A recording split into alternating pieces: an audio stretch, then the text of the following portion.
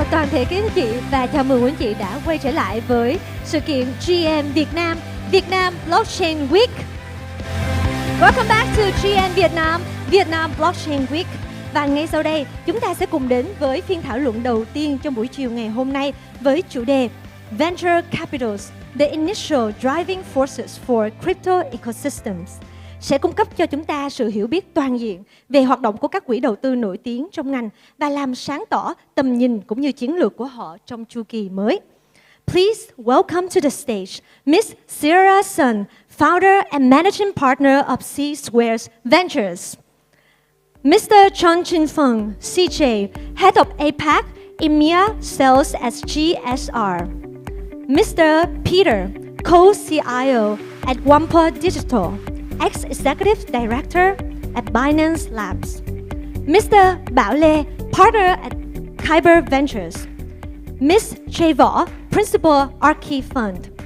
And our moderator, Mr. Benji Huynh, head of business development at Kairos Ventures. Xin trân trọng kính mời các diễn giả và chủ tọa cùng mang đến những chia sẻ hấp dẫn cho các quý vị của chúng ta ngày hôm nay. Xin cảm ơn. Hey guys, welcome to the panel. I have the pleasure of sitting here with some of the best VCs in the space at the moment, driving the space forward in Asia and not only Asia but Vietnam as well. I'll just get you guys to introduce yourself one by one if that's okay. Hello guys, I'm Che Võ, principal at Archie Fund, previously known as Coin98 Ventures.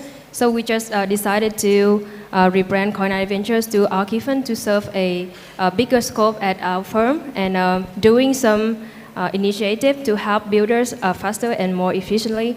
So in the past 3 years in the market, we have been supporting multiple founders using our expertise, knowledge, and resources we have when we build our own products at Coin98, serving more than 6 million users around the globe. So we believe that all of those experience can definitely really helpful for founders building in this Web3 space. So it's an honor of me today to have this chance sitting on the stage and sharing about building in Web3 and venture capital with you guys. Hi everyone, my honor to be here today. I'm Bao from Kyber Ventures. So we are the investment arm of Kyber Network, the Kyber Group. So Kyber Swap is like one of the very first exchange in the world.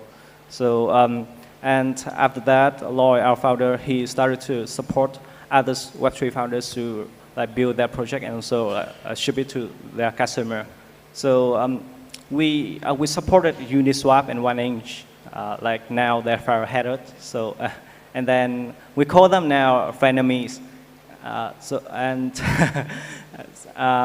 Very happy to be here and share our experience in running Web3 business and also how we support the Web3 founders to build Web3 world together. Hi everyone, my name is Peter. I'm not a professional chicken dance dancer. So currently I manage this crypto VC fund called Wampa Digital, which is the crypto VC fund of a Singapore family office, Wampa Group. Previously I was with Binance Labs, also doing crypto VC. So today I'm pretty excited to share the perspective from my VC and contribute to this panel. Hi everyone, my name is CJ. I run the sales team for APAC and EMEA at GSR. GSR is probably the oldest market maker within the altcoin space and digital asset space.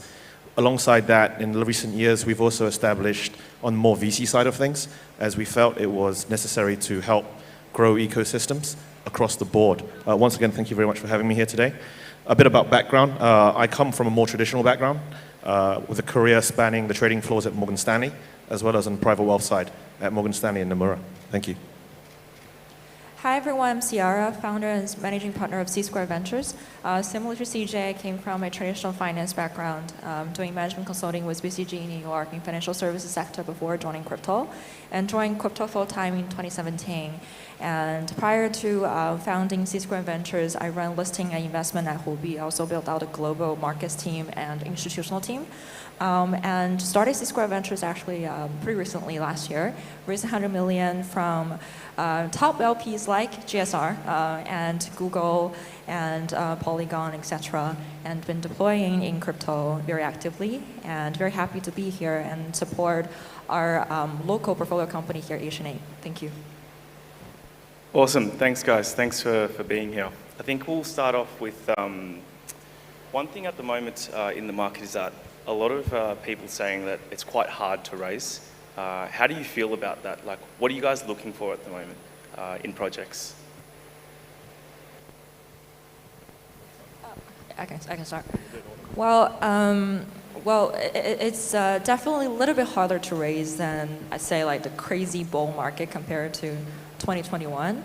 But I think the valuation overall came down to a more reasonable amount. And definitely, fewer deals, but I think the bear market washed out a lot of the scammers and not, long-term builders in the market. And it's actually better for us to invest because now we have a little bit longer time to run proper due diligence and can be more, centralized of our resource to support our top portfolios and do a lot of portfolio support work.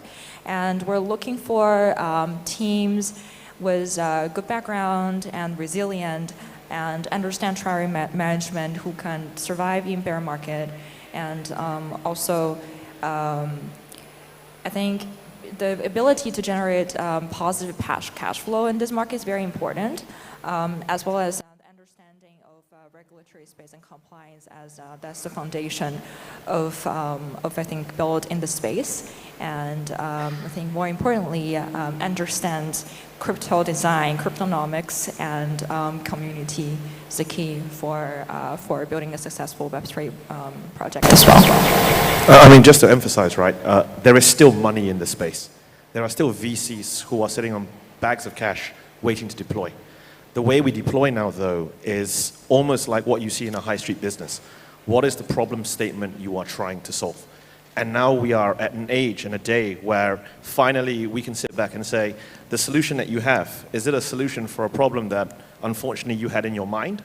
Or is it a solution to a real problem that is going to have real adoption and real users?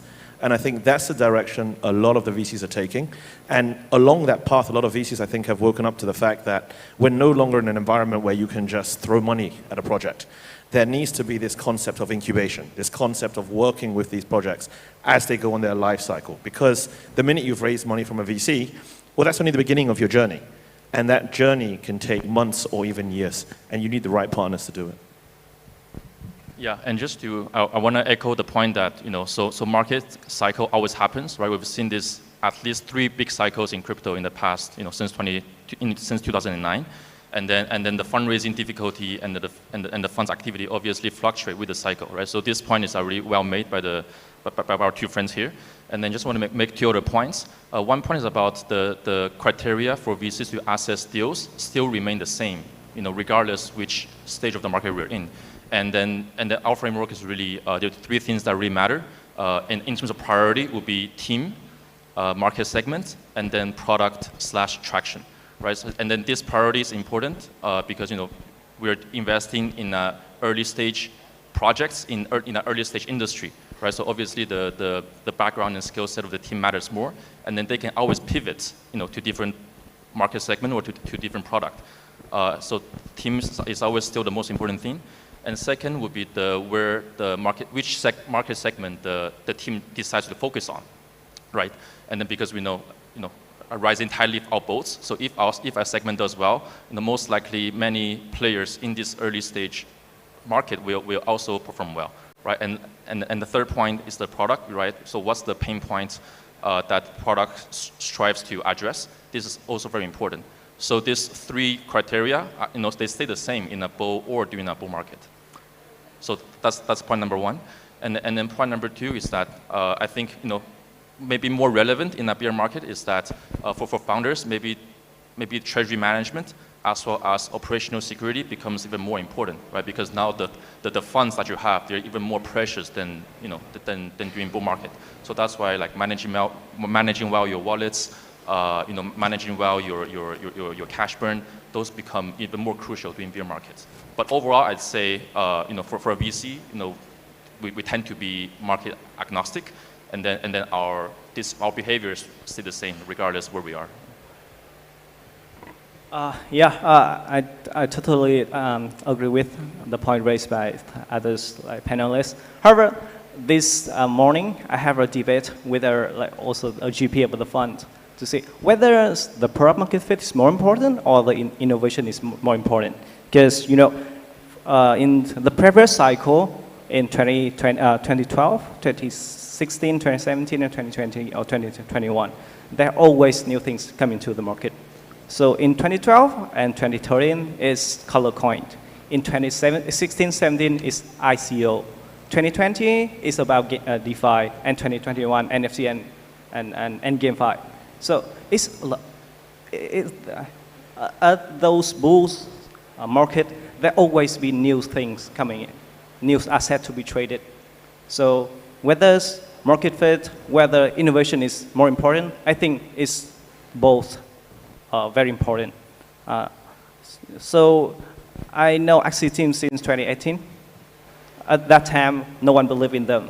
They said that, okay, games on blockchain not going to work. But it turns out in 2021, it's created a great hype.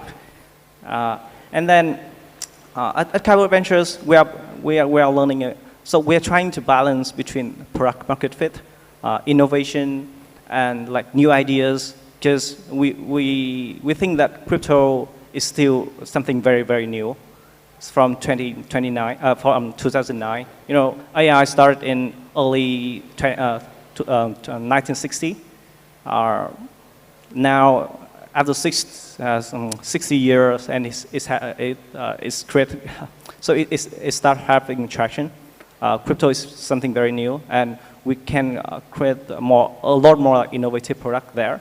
And I really believe that people here and all over the world will create something like totally new for meaningful for the users and attract a lot of attention and investment from not only VCs but also others investors in the market.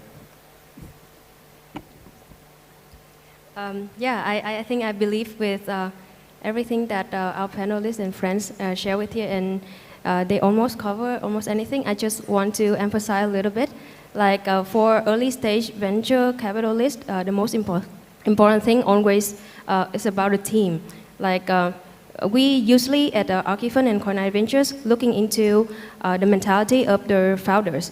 If they have enough innovation to work through every hard time of the market. It's a volatile market, and everything can happen tomorrow or maybe now. Everything can happen. So it's need a lot of resilience and high motivation of them to go through all of that. And are they a long-term builders, want to stick around and build something sustainable for the space? Do they have enough execution ability to bring the product to the market?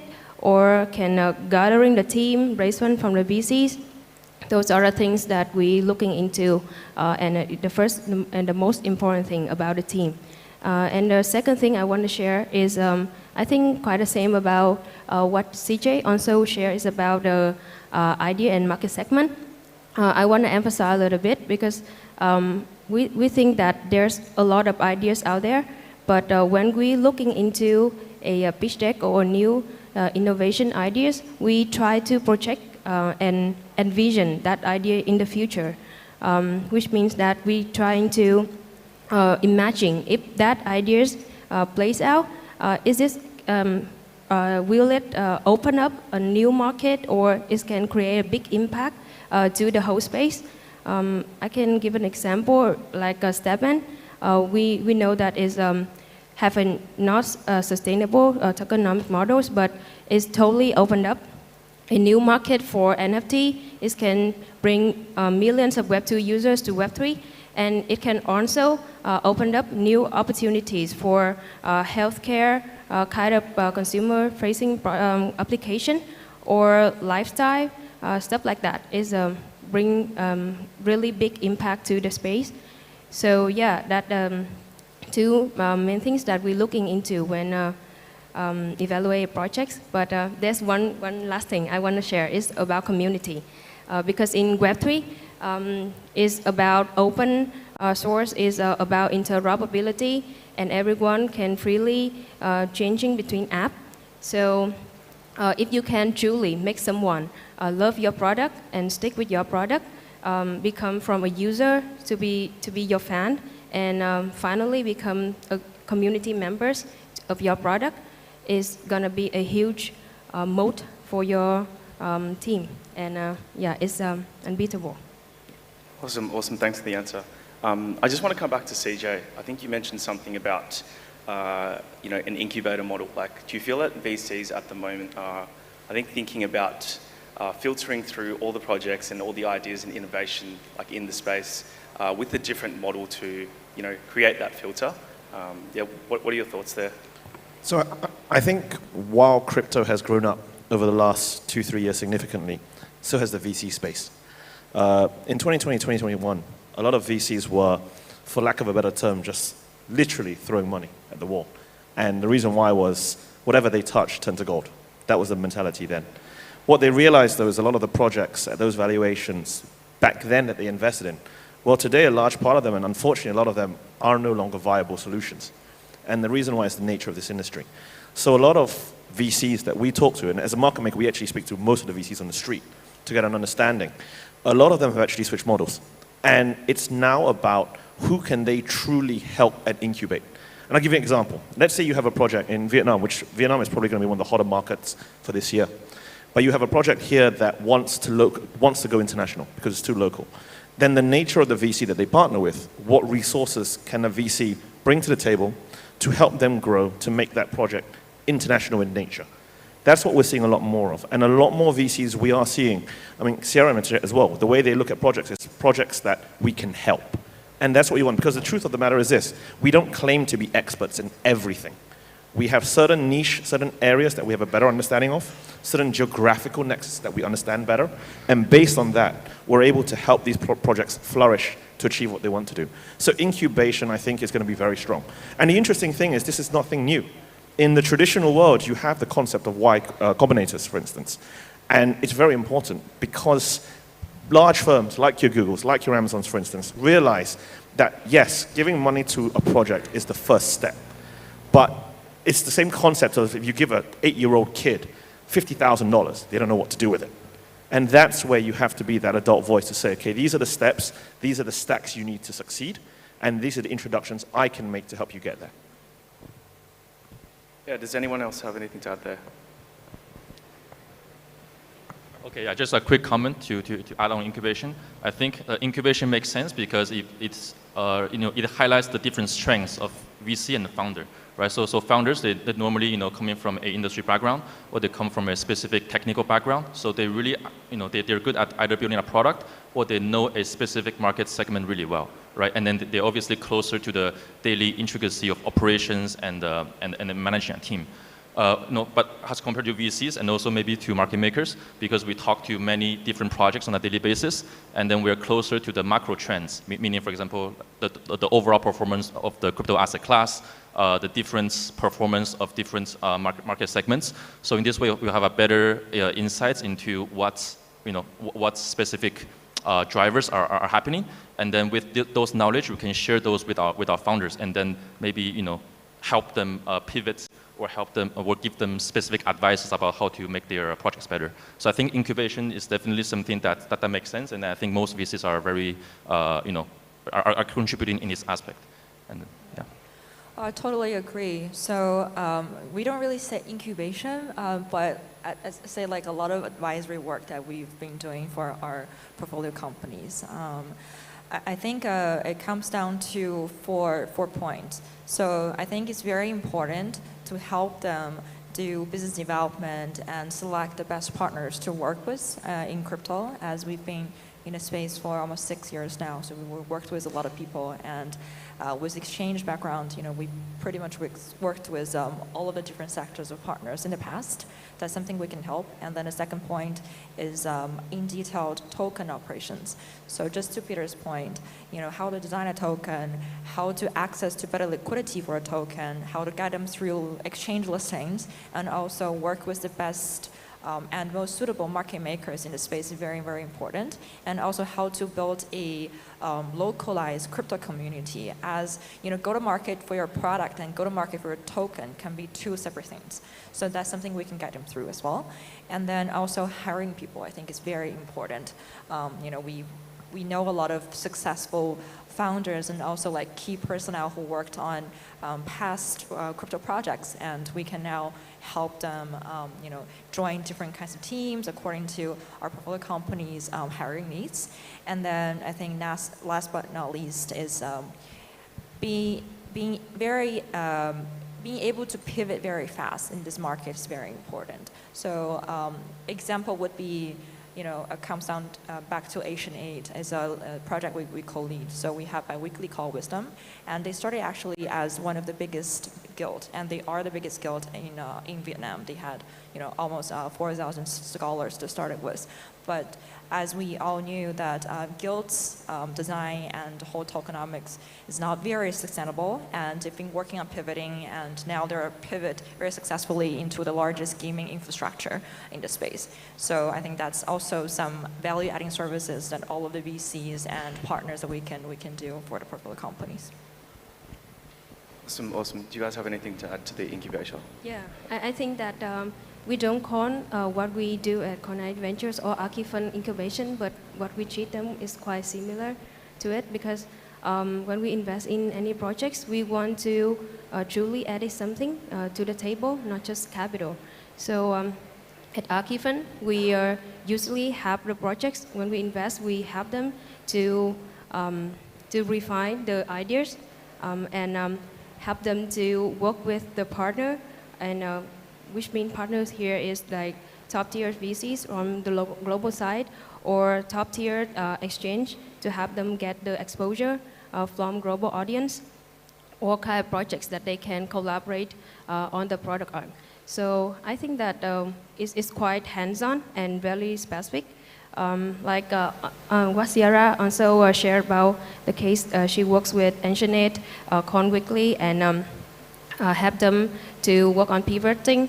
And we also do it with the projects that we invest at Archifund, like Summon Arena or Guildfight, even NHÓM, Aura Network, and share with them like the building experience, what we have been doing and truly done with Coin98 to them. Yeah.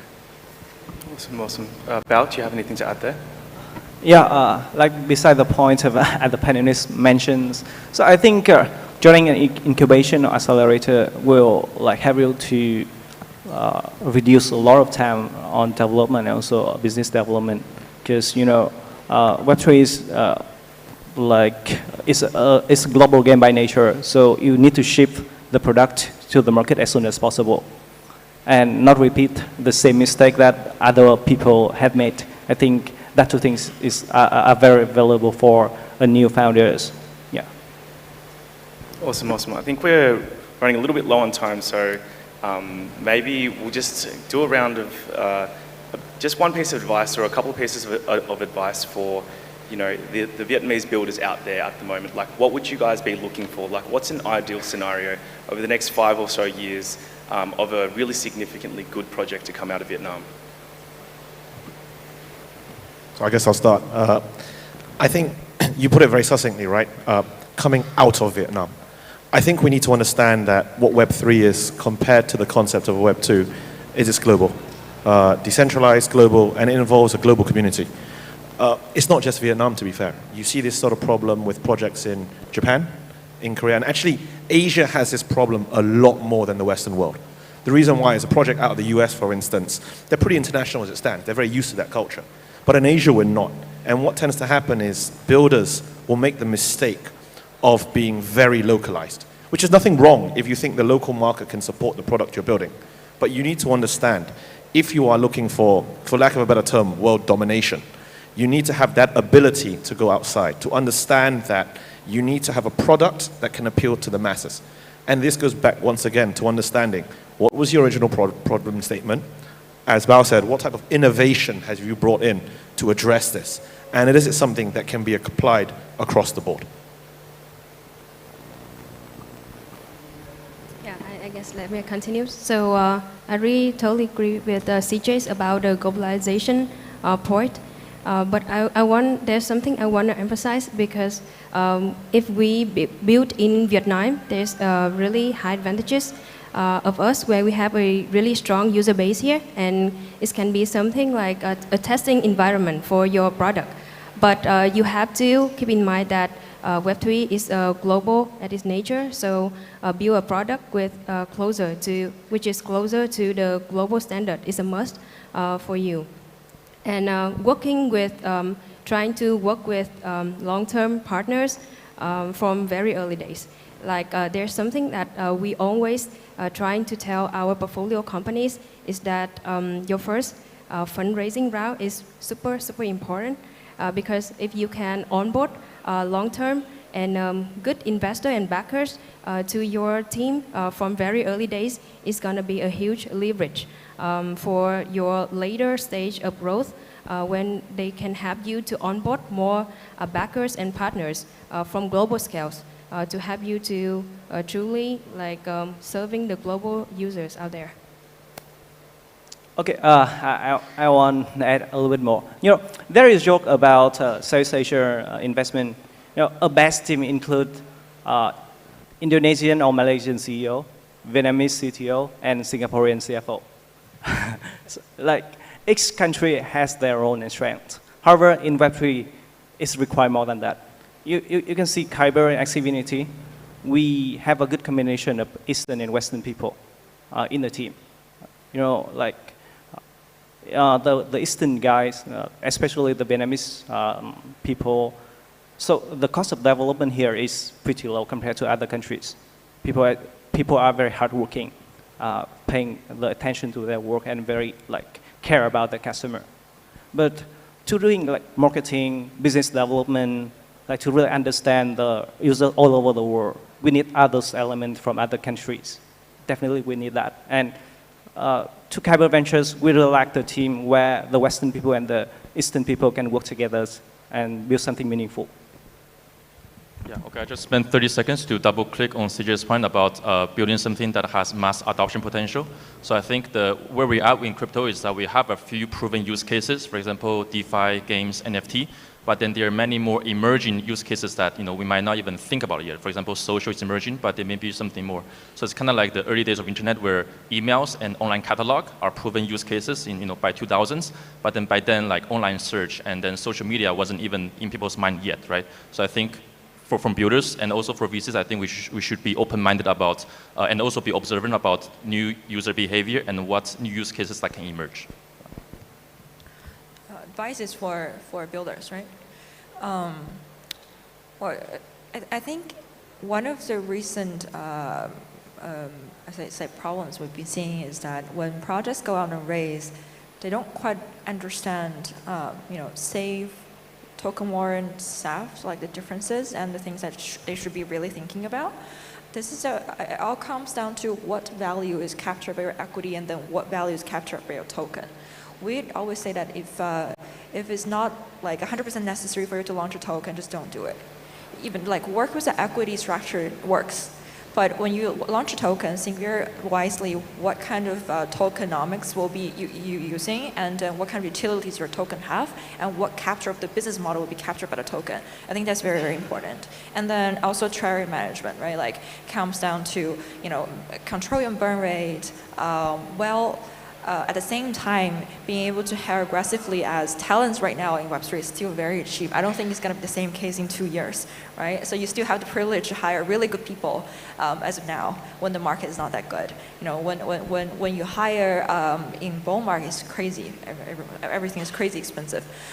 Also, I think how do you do custodian for the money that you raise is very important as well. So that's something like we work with for our portfolio companies and guide them through as well. And then last but not least, just keep on building. Awesome. Thanks, guys. I think we've actually just run out of time there, but it's been an absolute pleasure to have a chat to you guys, and hope to see you guys at a few side events. And just a round of applause for these guys here, guys.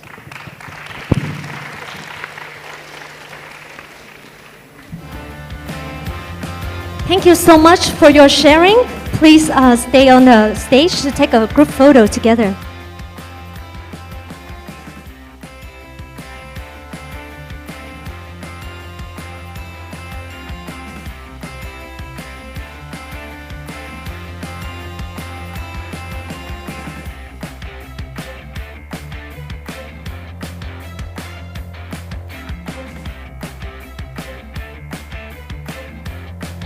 Vâng, trước khi đến với phần trình bày tiếp theo, Thủy Tiên có một câu hỏi dành cho tất cả các anh chị trong khán phòng ngày hôm nay. Before we move on to the next speech, I would like to give you a question. Okay, trong khán phòng của chúng ta ngày hôm nay, có anh chị nào có ít nhất một ví điện tử trên điện thoại, có thể đưa tay cho Tiên thấy được không ạ? Anyone who have at least one digital wallet in your phone? Can you show me? Raise your hand, please. Alo, có ai có nhiều hơn 2 loại ví điện tử trên điện thoại thì có thể đưa tay cho Tiên xem được không ạ? 2 loại ví điện tử ạ? More than 2 digital wallets in your phone. Okay, many of you. Vâng, với sự phát triển của công nghệ thông tin, chúng ta có thể thấy được sự ra đời của rất loại nhiều ví điện tử, đúng không ạ? Tuy nhiên, ví blockchain vẫn đang giữ được một sức hút cũng như đóng một phần rất là quan trọng trong trải nghiệm người dùng, nhất là trong lĩnh vực blockchain. Và ngay sau đây, tiếp đến chúng ta sẽ cùng đến với một chủ đề rất đặc biệt: Blockchain Wallets, the new banking system and democratizing people, qua phần chia sẻ của diễn giả Alex Lewis, Senior Solutions Engineer đến từ Circle. Please welcome to the stage Mr. Alex Lewis, Senior Solutions Engineer from Circle. Please welcome to the stage.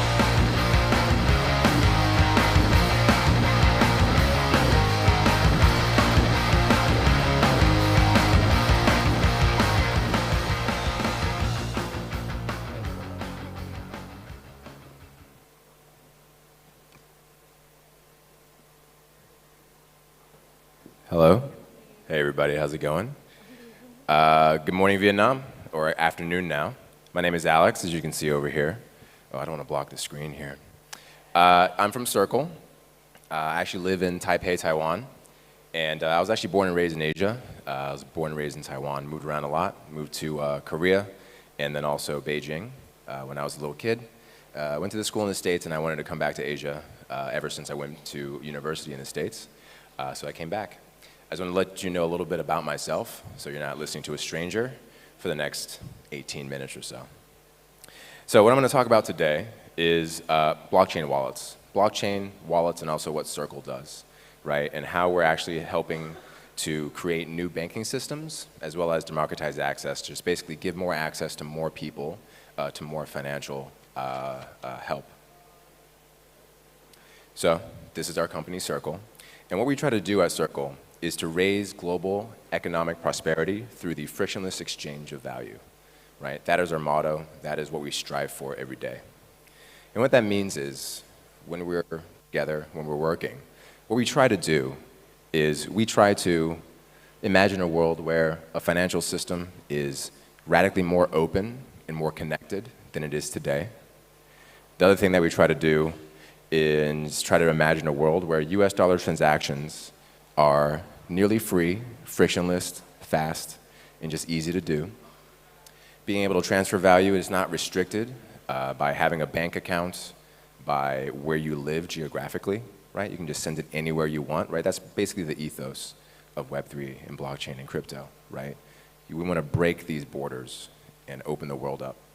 And the last thing we want to do, we imagine a world where there's more opportunities to earn and expand and create meaningful growth for businesses, not just within the traditional avenues, but also in these new innovative ways that we're exploring everybody here today in crypto. So what we've done at Circle is become the sole issuer of USD coin, which I hope everybody has heard of and seen. We also issue Euro coin, right? So it's not just US dollars, but also Euro-backed stablecoins as well. And the purpose of a stablecoin is to combine the efficiency of blockchain with the stability of a currency in the real world, such as USD and the Euro. So the value is pegged always one-to-one to stable currencies like the US dollar and the Euro versus a more fluctuating currency like a Bitcoin, Ethereum, so on and so forth, right? And the reason we want to do this is to allow businesses to, and also users, everybody here in this room can also use USDC and EuroC. We want to enable you to store and transact USD and Euro-denominated assets worldwide, right? And that's actually a really big help to the crypto ecosystem as well. So blockchains solve really key and important problems, right? It's the cost associated with receiving money, sending money to and from your family, right? Like I did. I was in the States. I had to send money back home to Taiwan, where I live. Used to pay a lot of money, man. Now I don't have to, which is great. Accountability and security, right? So I have full control over my finances now. I don't have to depend on intermediaries or another financial institution, right? There's also the automation. If you are a developer, you can build in, or you can build a dApp to help the world with automating some of these financial systems. And also the speed of the transactions. Instead of having to wait 1 or 2 days for my USD to land and settle with my family, I can send it to them right now, maybe on stage, and they can receive it in just a few seconds. So it's these sorts of efficiencies and it's these sorts of benefits, right, that allow us to imagine and try to create new ways of banking and new systems of banking, and also to democratize access, right? So I'll walk through these two things for you guys today right now. So for new banking systems, I want you to take a look at how, let's just take one example, right, just cross-border payments today, right? So if I want to use SWIFT and send money from the United States to Taiwan or Vietnam, wherever the case may be, right? This is kind of how it looks like right now, right? And you'll notice it's a very simple diagram, right? We've reduced the complexity a little bit. We'll go into more details soon, but there's 4 main points that I'd like to point out here. Number 1 is that there's pre-funding or credit maintenance of Nostro accounts required. So if you actually look up SWIFT and how SWIFT works, right? You need a Nostro and a Vostro account. Basically, every single bank or a bank in the world has to have accounts in other banks, right? So a United States bank needs to have an account in a Taiwan bank, and also a Singapore bank, a Vietnamese bank, etc. And then as that bank, I actually have to put money in each of those accounts to make sure that I can actually send funds or be able to do cross-border payments. Either I have to keep money there or I have a credit out, right? So there's just outstanding balance in all of these different banks around the world. And what that means is that the cost of operating these Nostro accounts worldwide is high, and my liquidity is trapped as a bank, right? So it doesn't make a lot of sense, but this is just the best way that we know how to do it right now. And right now, they're getting a little bit better, right? But before it was a batch process, meaning that if I go to the bank 9 a.m., get there early, I know it's going to be a pain, and I'm trying to send some money back to my home, right? It's going to wait until, let's say, 3 o'clock that day for them to batch process mine and everybody else's transactions from that day, right? So it's not like real-time API, what we're used to right now in technology, right? They still batch process these transactions. And there's not a lot of transparency in that whole process either, right? I pay like $30 just to send some money around the world. That's a lot of money. And that's also pretty cheap for a lot of people. If people want to send money from the United States to, let's say, an African country, it can go as high as $90, $100, just to send some money back home. So this is a little bit more of a deep dive into what this entire whole thing is, right? So SWIFT is just a messaging layer, right? There's all this interconnected system of banks, of information flows, of fund flows that sit behind that SWIFT network, right? So if you look at the clearinghouse interbank payment system, right, you can see that it sits in the middle there and it's managing the flow of money to and from all these different banks. And then nowadays there's also FedWire, and that's for fund flows, actually moving the money around the world, right? And all of these systems have to work together in an interconnected way. Every single intermediary taking a bit of a fee, taking a bit of a cut, making it a little bit more opaque, making more time to actually send those funds around the world. So if you look at what it could be with blockchain wallets and USDC, we have the same simple diagram, but that's it, right? The bank, let's say United States, wants to send money to Taiwan, all they have to do is send a blockchain transaction. They would probably use USDC, right, as a stable source of value.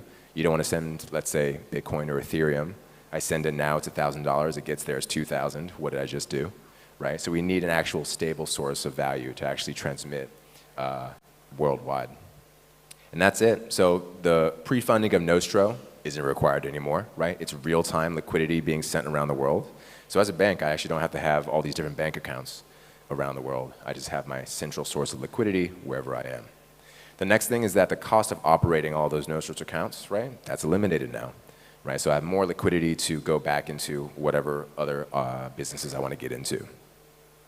It's real-time payments, right? No intermediaries, right? Which significantly cuts down on the fees that are associated with these cross-border remittances, right? So there's actually full transparency. You get to see the FX from USD to Taiwan dollars, right? And all you're paying in terms of fees really is the blockchain fee. And if you're using blockchain like Polygon or Avalanche or these sorts of blockchains, right, it'll be much lower in cost.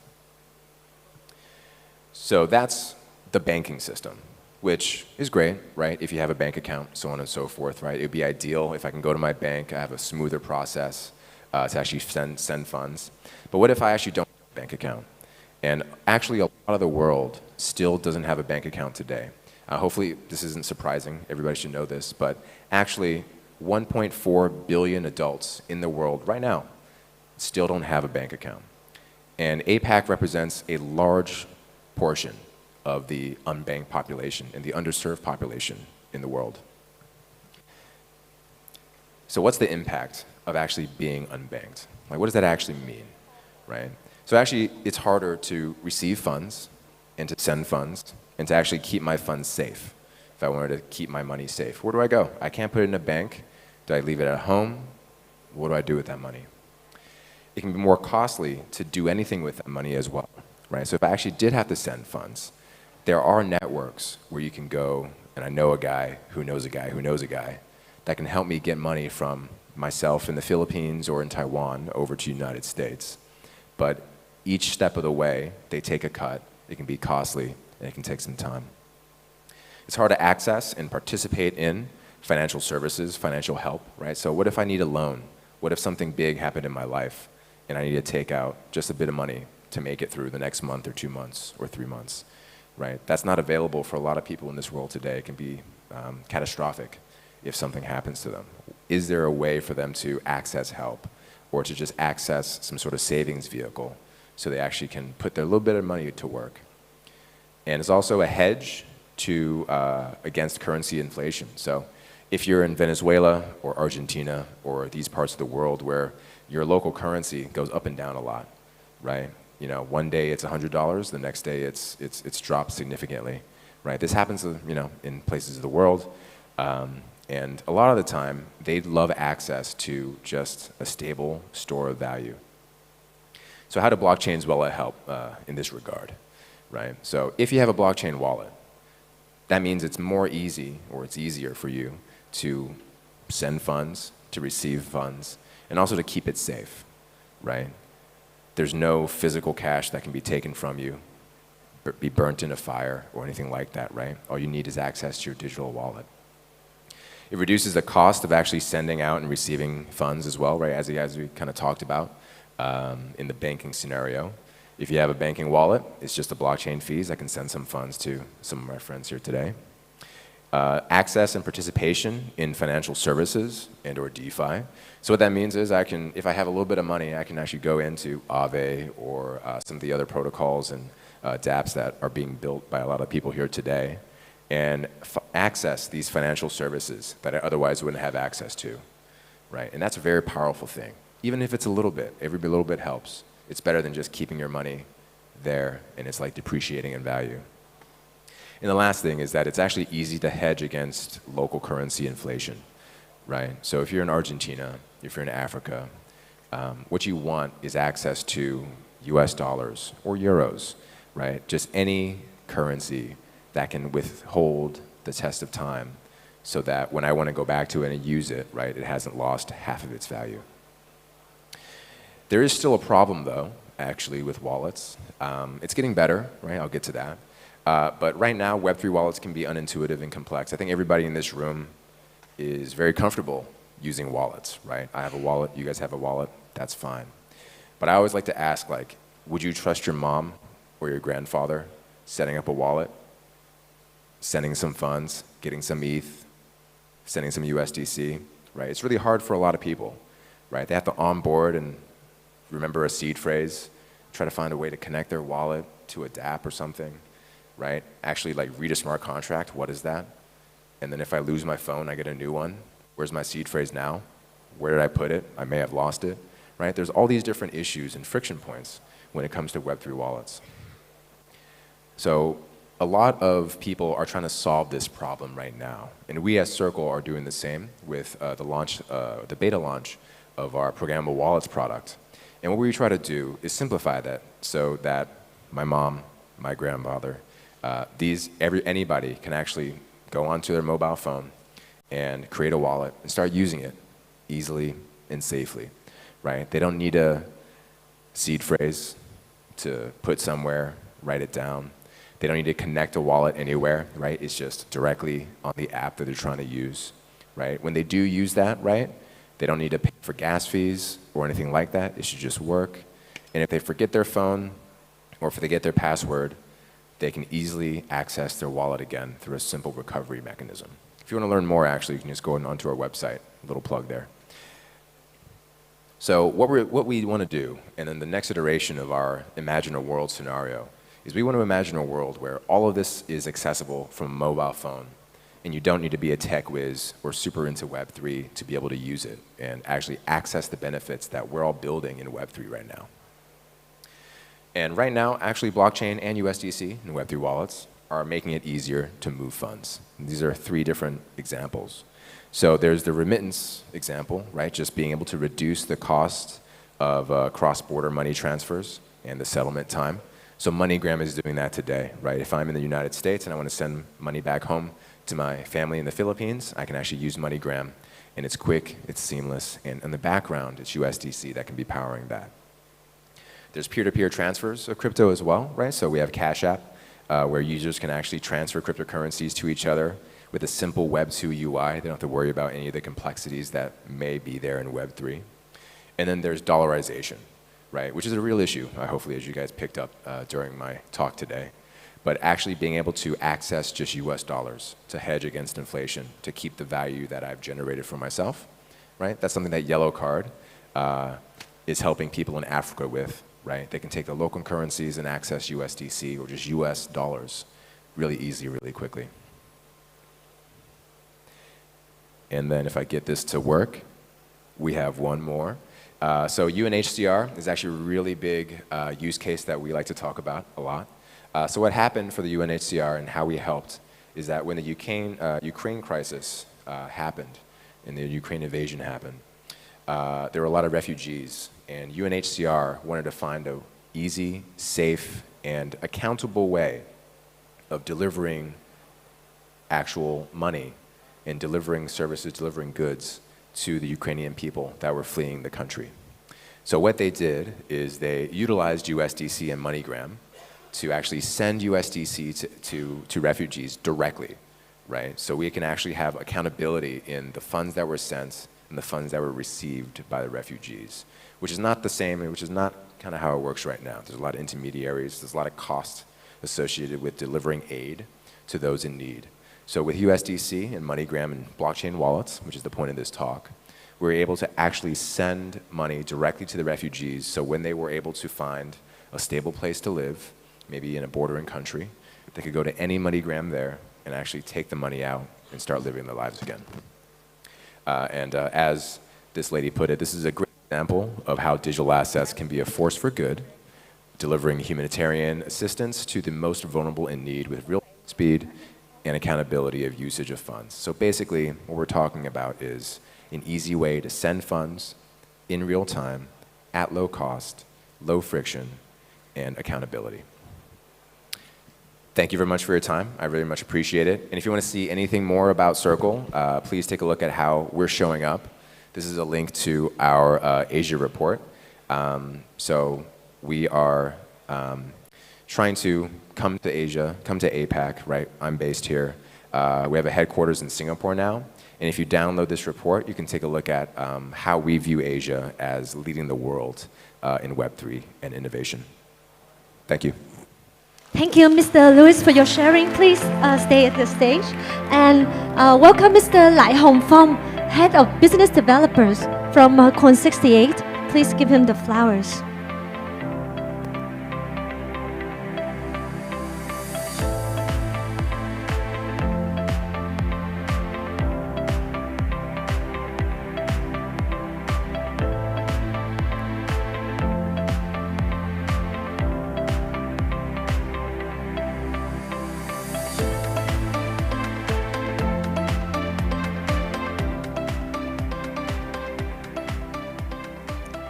Vâng, thưa quý vị, trong phiên thảo luận tiếp theo với chủ đề Crypto Mass Adoption and Regulation, đại diện của các công ty, tổ chức sẽ chia sẻ về tình hình pháp lý cũng như lợi ích của việc triển khai công nghệ blockchain trên phạm vi toàn quốc.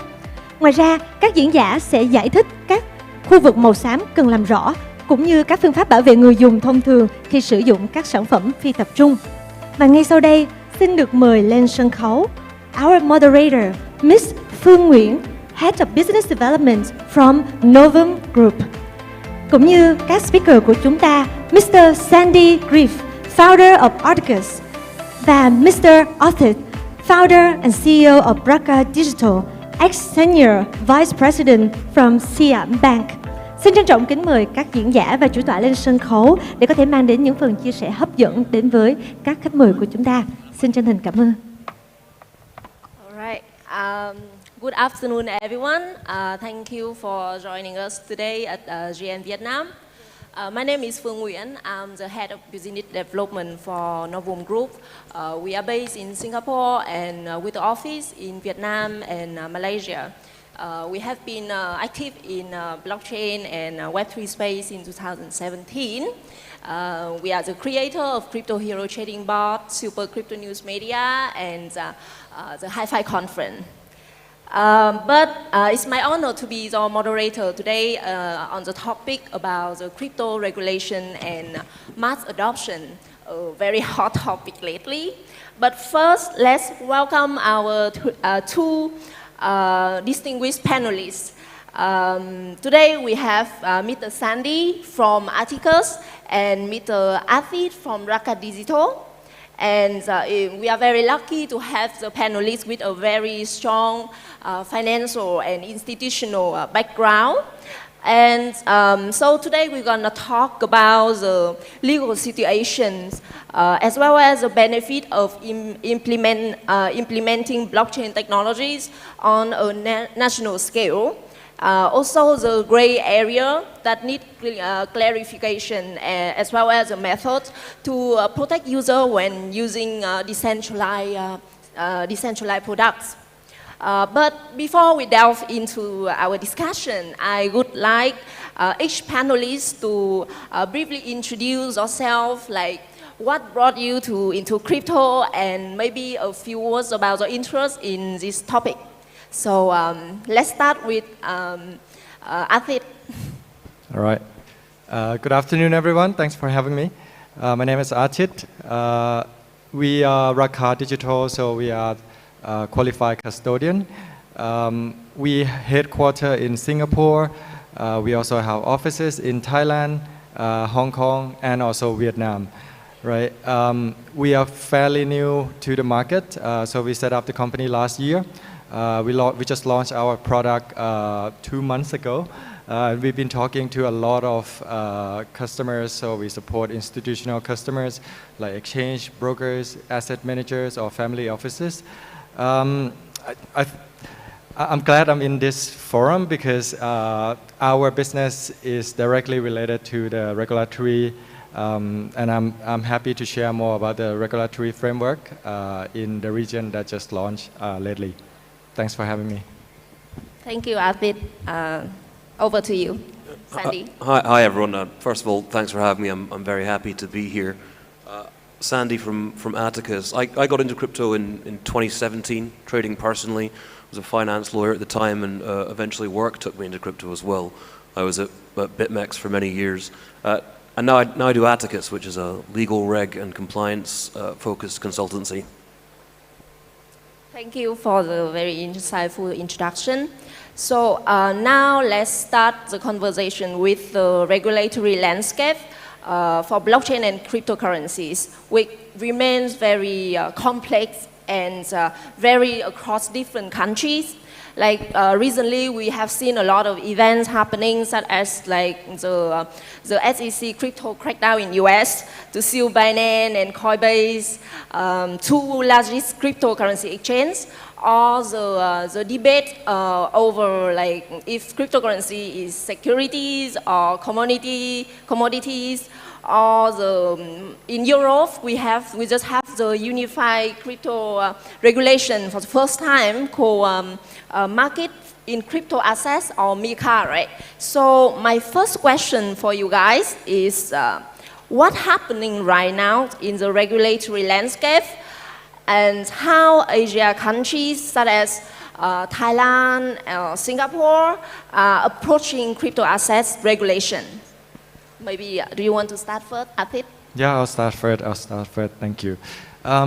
It's good that you mentioned what just happened in the US. I think what's really important is, us as an operator, we want a clear regulatory framework to tell us what can do and what cannot be done, right?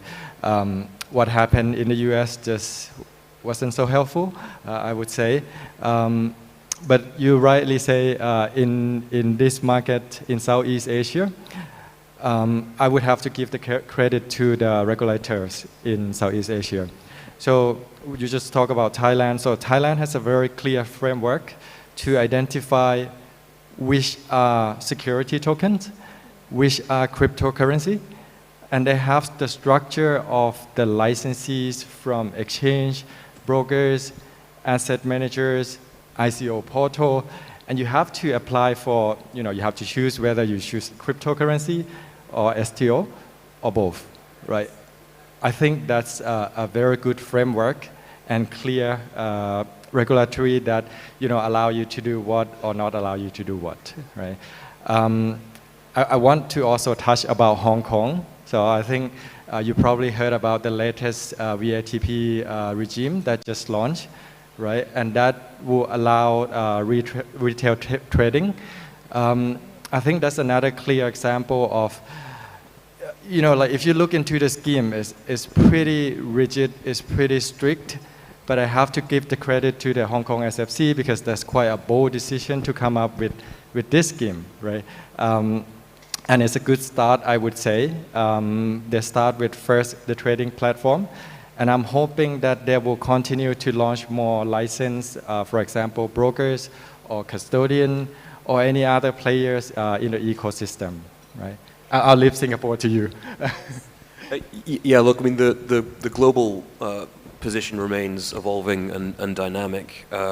US is a great example that seems to be kind of hiding from progress, if you like. I think what we have seen in Asia is a proliferation of crypto-specific regimes, like Arthit refers to, and I think obviously Thailand, Hong Kong has done a good job of that too, and obviously Singapore. And I think those are the only regimes which are going to be sustainable in the long term. And I think we as an industry should kind of reward thoughtful regulation by choosing which regimes we try and opt into and choosing which regulators we make a special effort to try and cooperate with. And these regimes, they're implemented, it's progress. I would still sound a note of cautious optimism because there's a lot of work for the regulators and for us to do to kind of work out how these work in practice. But all progress is good, and it will keep coming, right? I mean, just this week, the Monetary Authority of Singapore released further consultations for specific guidelines about custody, which I'll leave Arthur to elaborate on, but also sort of market integrity and trading rules for exchanges and so on. So I guess the other message I'd sound is find the right advisors. I'll plug for my own firm there, but you know, these things are very hard and we can't hide from them anymore. Yes, thank you. Yes, I think that the crypto regulation in Asia is evolving, and Thailand, Singapore, or Hong Kong are the leading countries in this aspect. So that leads to my next question. What are the current legal challenges or the gray areas in the legal and regulatory landscape that need further clarification for blockchain implementation? Or in other words, what are the primary issues that we, industry players, hope the regulation will solve? Oh, okay. I have to say regulatory framework cannot be done in one day, right? And it's not going to be 100% correct right away. I think it's an evolving process, right? And we can't just rely on the regulator. I think it's also our duty to work with the regulator. Before I just came here, I attended a forum in Thailand, and the regulator was part of the forum. And they happily admitted that, you know, they are the ones holding the rule, but they're not the one having the best knowledge of the industry, right? So they actually rely on us, like us all, as a part of the industry. So I believe it's the responsibility of us to actually help the regulator develop the regulatory framework. So to answer your question, I think there are still some gray area, but it's an evolving process, and it's a work process that has to be involved both regulator and ourselves as industry players. Yeah, I think that's a really, really good, really important point. We all know here the industry suffered quite a lot of reputational harm, particularly in the eyes of people outside of the industry in the last year or two, and we have damage control and repair to do, and the key to that is to opting in and behaving responsibly where these opportunities present themselves. I mean, in terms of the kind of core question of where are the uncertainties, I think that depends a bit which jurisdiction we're talking about. From the US at one end of the spectrum where no one really has any idea what's going on, it's a pretty unfriendly context. And the challenge for that, for those of us who aren't in the US, is how do we make sure we don't end up there? Because they are by far the most aggressive extraterritorial regulators. You have other regimes where you have this kind of hybrid, well, we're looking at crypto but still sort of treating it as if it might be a security. Those come with their own uncertainties because those provisions don't tend to be drafted with crypto in mind, and it's very uncertain how you're going to work with that. And then where we look at the kind of the more advanced, if you like, regimes where they have a very specific set of rules clearly tailored for crypto, there I think the uncertainties are more about how those are going to evolve in practice. As Arthur is saying, it's still going to be a dialogue, it's still to and fro. SFC, MAS have done a great job of building out these regimes, but they still have a lot of learning to do, and I guess we need to help them. Thank you. So another aspect I want to discuss about, like we all know that blockchain projects require cross-border collaboration and global reach. So I think Rakka Digital is a leading custodian, digital assets custodian, and you guys operate in multiple countries, Thailand, Singapore, and Hong Kong. And I know you're gonna open a new office in Ho Chi Minh City, right? So I have a question for you. How do you navigate the complexities of operating in multiple jurisdictions and dealing with varying legal and regulatory frameworks? Yep, very good question, very good question. So when we set up the company, we were aware of this, right? And we set up the company global from day one. And obviously, every jurisdiction has different regulatory framework, right? My background is engineer. I always passionate about building products, right? So I take this to the heart, and we are aware that it's going to be different in each of the countries. So when we build the product, we actually being very careful of what can be configured, because we know that in Thailand it's going to be different to Singapore, and you have to also consider not just your own jurisdiction. You have to also consider your customer jurisdiction. So making it more complex, but I think it's important and it's very crucial to follow each jurisdiction regulatory framework. So it's almost like being a good boy to the regulator, right? And then it will make your life easier, because otherwise, your life is going to be very miserable. So it's, and shout out to all the builders as well, right? It's very important that you take all these factors into consideration when you build your product.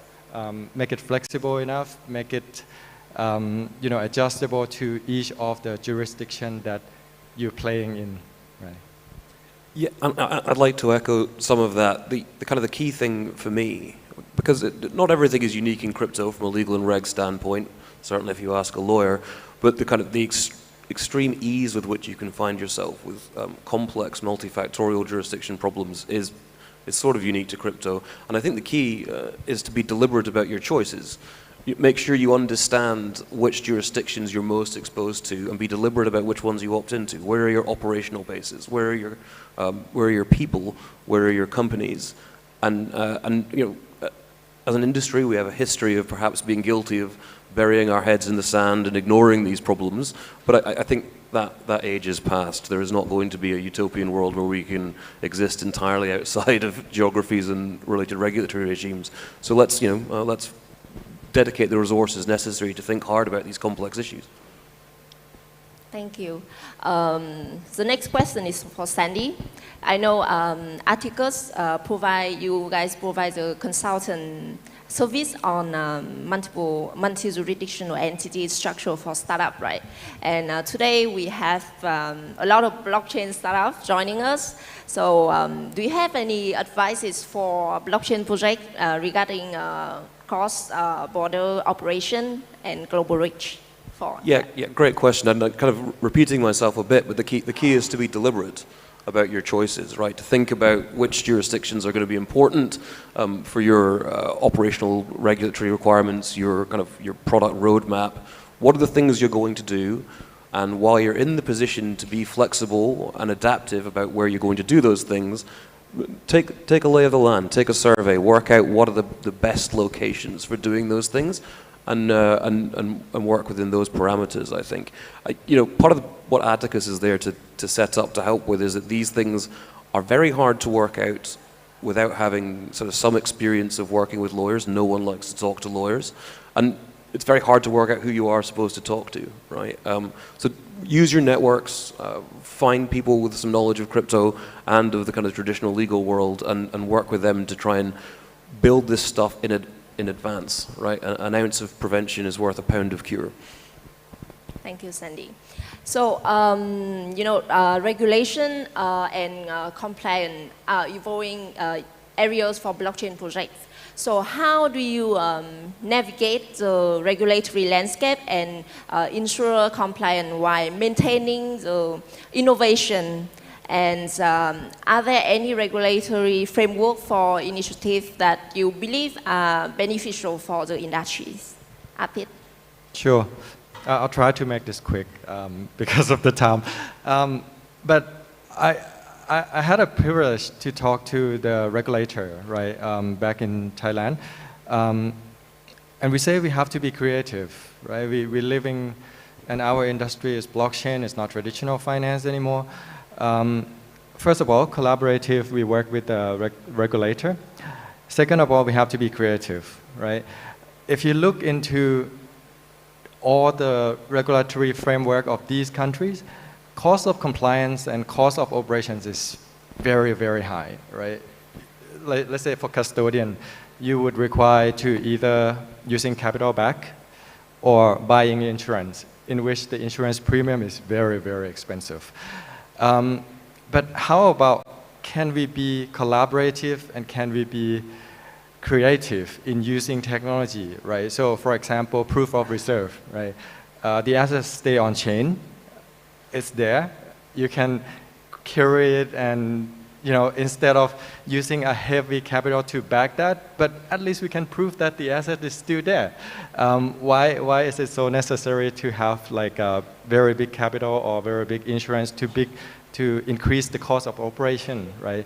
So there's just one example that, I think we should be creative in using technology to resolve the problem and optimize the operation cost and efficiency. Of course, working with the regulators as well. I think no matter what any of us does in this industry, we are all very, very early, right? And it's perhaps then too early to say if there are any regimes we're seeing pop up that are sort of particularly effective, user-friendly, and facilitative of innovation. But we're definitely seeing the right direction of travel there. You mentioned the markets and crypto assets regulations in the EU. Excellent example of a regime that's not trying to grapple with the question of whether or not everything is a security token, but just to say, okay, we'll have a separate set of rules for tokens generally. We will use existing standards, but we won't treat every coin launch as if it was an IPO that needs to have investment bankers and lawyers or whatever. You can publish your white paper, and we'll start there, and we can evolve the regulations from there. And equally in Dubai, we're seeing the Virtual Assets Regulatory Authority, a virtual assets specific regulatory body, rather than trying to co-opt the old skills into looking at novel problems. So while I can't say kind of which ones will or will not work, I think we're definitely seeing the right direction of travel. All right. So now we don't have much time left. So let's shift the focus on crypto mass adoption. Yep. So we all know that cryptocurrencies must reach mass adoption to unlock their maximum potential as a network technologies and their value as financial assets. So Athit, what are the obstacles blocking the mass adoption of cryptocurrency right now, and what might be the solution? I'd like to just go back to our first topic, like regulatory framework. In some jurisdiction it's not so clear, right? And I think it could be a blocker, and we talk a lot about institutional adoption, right? Whenever there's unclear regulatory requirement, there won't be institutional adoption, and therefore cannot be a mass adoption, right?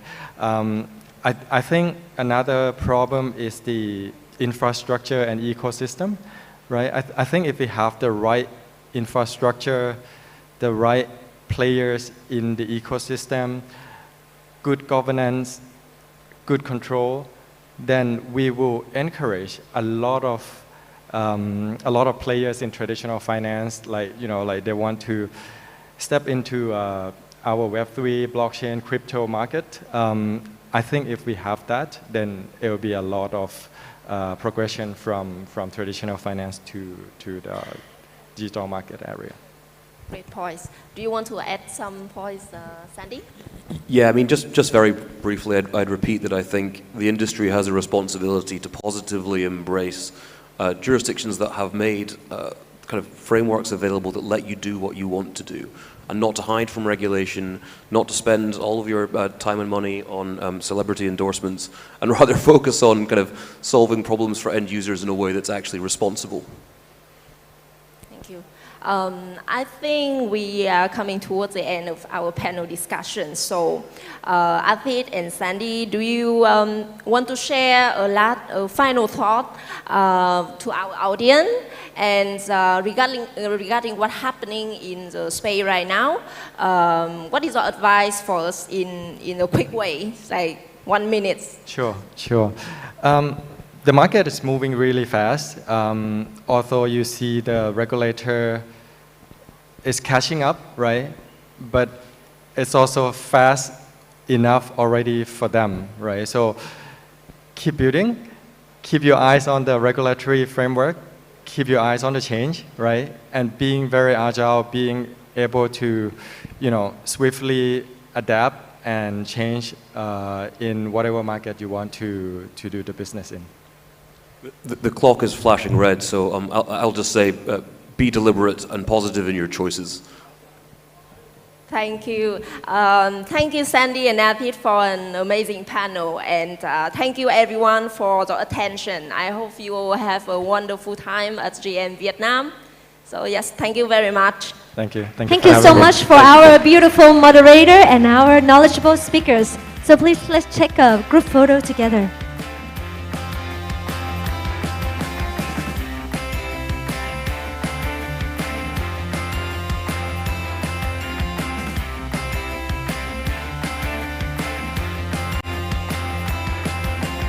Thank you.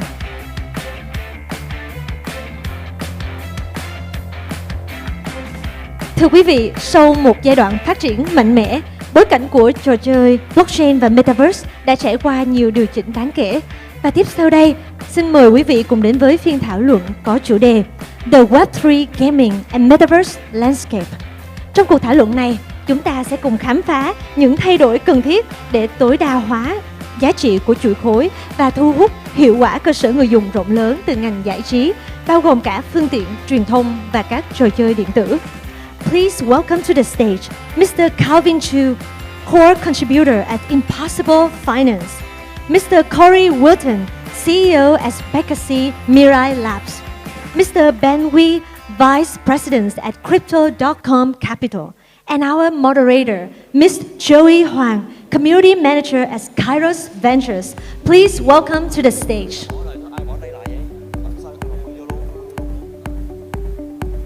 Vâng, xin trân trọng mời các diễn giả cũng như chủ tọa lên sân khấu để chúng ta có thể mang đến những phần chia sẻ hấp dẫn cho các quý vị đang có mặt trong buổi tối ngày hôm nay ạ.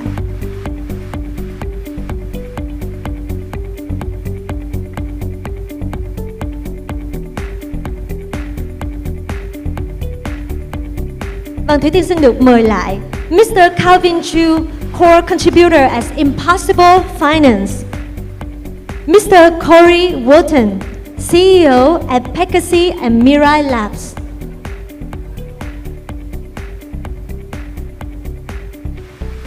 Vâng, chắc là các speaker của chúng ta đang trên đường di chuyển vào trong hội trường.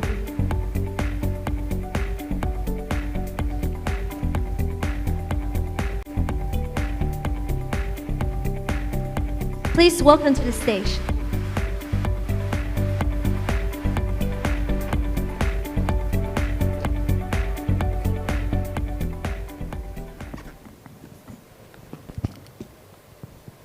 So hello everyone, good afternoon.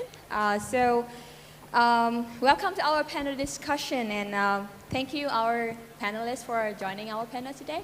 So in today's panel we'll be delving into the NFT gaming and metaverse landscape. And you know, in NFT gaming and web metaverse was pretty hot topic in Vietnam. So before starting the panel, I'd like to ask our audience today.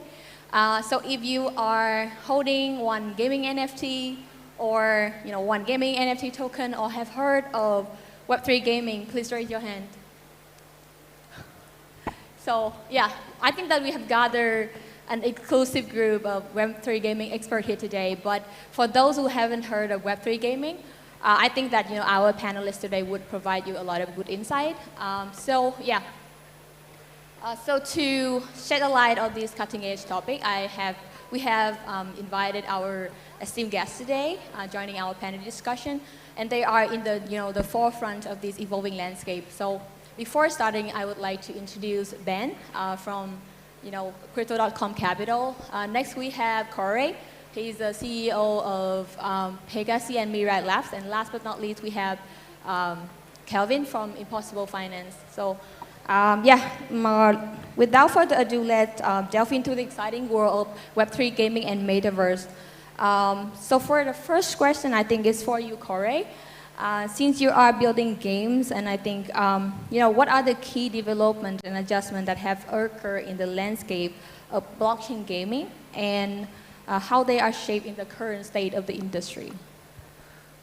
Firstly, sorry for being a little bit late, guys. I apologize. So from our perspective, I think a lot's changed That's for sure. We all know that. And in short, our thesis has definitely shifted towards something of speculation over what the original thesis was of play to earn. Primarily, I think the main discovery from the previous cycle would have been that there is some sort of motivator in a user, or you're able to change their motivations to make retention higher, make their spending higher. However, the previous system just simply did not work.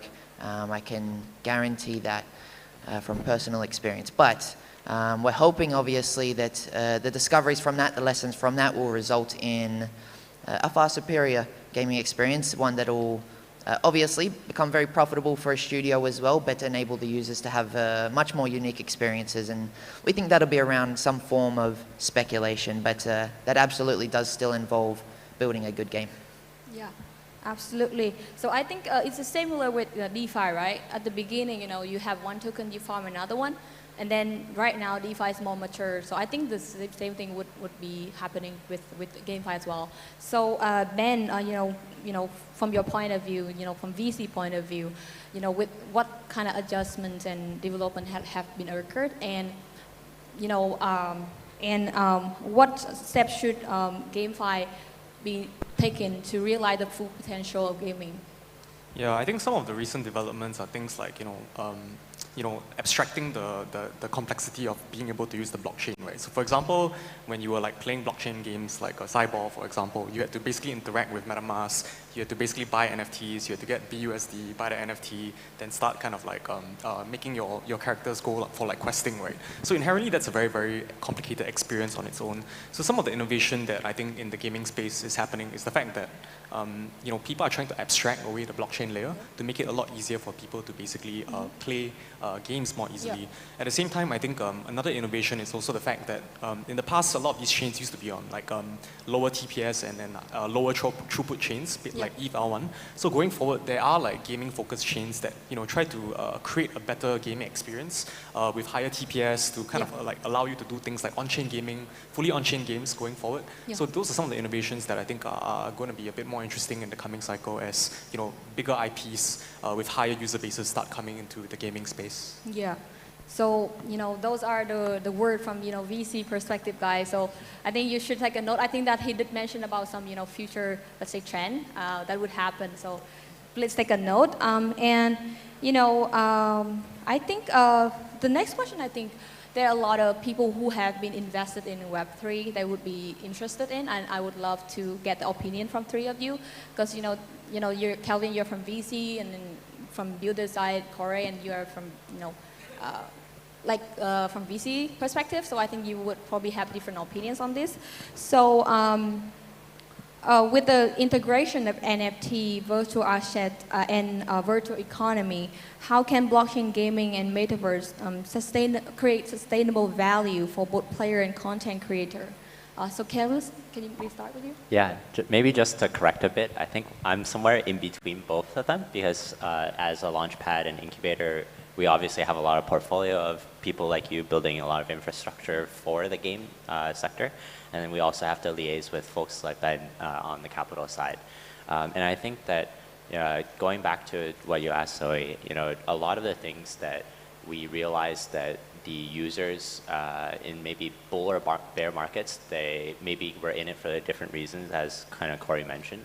And I think that in order to be able to be honest with ourselves in the technologies that we build, as well as the kind of consumers that we serve, as a launchpad, we do have to listen to the retail users' voices, not just maybe private LPs or other folks that, whose money we invest, right? Because we are actually serving the end user. So I think it's a very interesting problem to see like an aggregated user's perspective when you have to answer to the needs of all the builders all the time and all the users all the time. So I think it's always not easy to balance, even in bull or bear markets.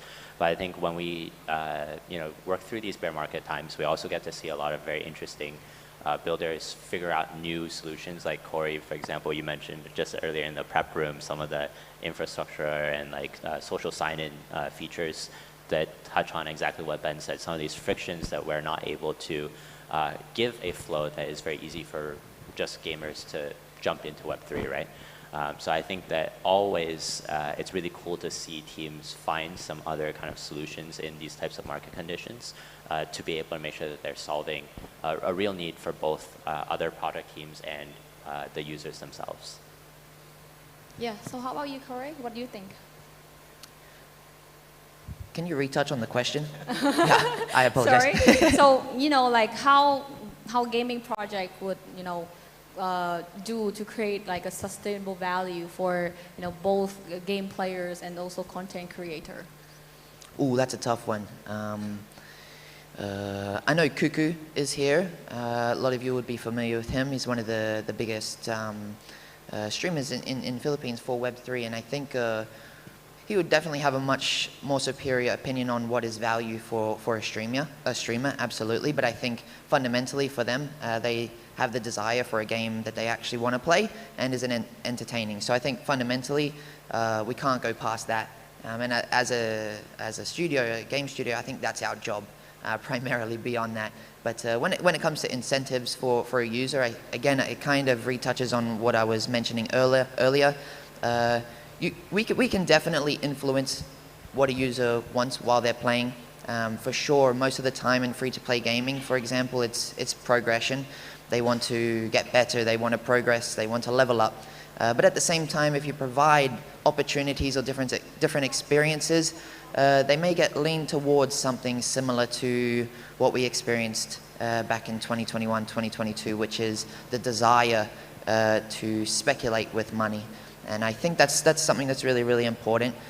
So I wouldn't say it's like an alignment of incentives. I think more so just finding something that a wide range of people do enjoy. And I'm sure most of us here know that playing with money is a lot of fun, especially when it's a game. So I don't think we will have an issue if we build something that's not shit.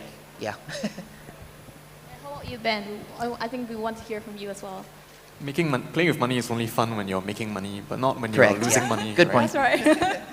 I think I echo a lot of Corey's thoughts, right? That the intrinsic motivator for playing the game should not be like monetary incentives, but rather like innate desire to want to play the game. So for example, even people like, I have friends that are my age that still continue to play games like almost every evening, right? Because there's that sense of being able to play with your friends, the fact that the game is fun, right? So I think it's got to move away from like a source of like income replacement to the fact that you actually want to play because it's actually a fun game, right? So I think broadly from a narrative or like kind of focus, right, people have started trying to find more games that are fun, which is why I think like one of the major themes that people are talking about these days is like the onboarding of like mass IPs onto blockchains. For example, we saw like EVE Online, they did like a massive raise with a number of US funds, right? Because that's an IP that works, right? And it's IP that people want to play, already have very high DAU. So you could have things eventually like RuneScape on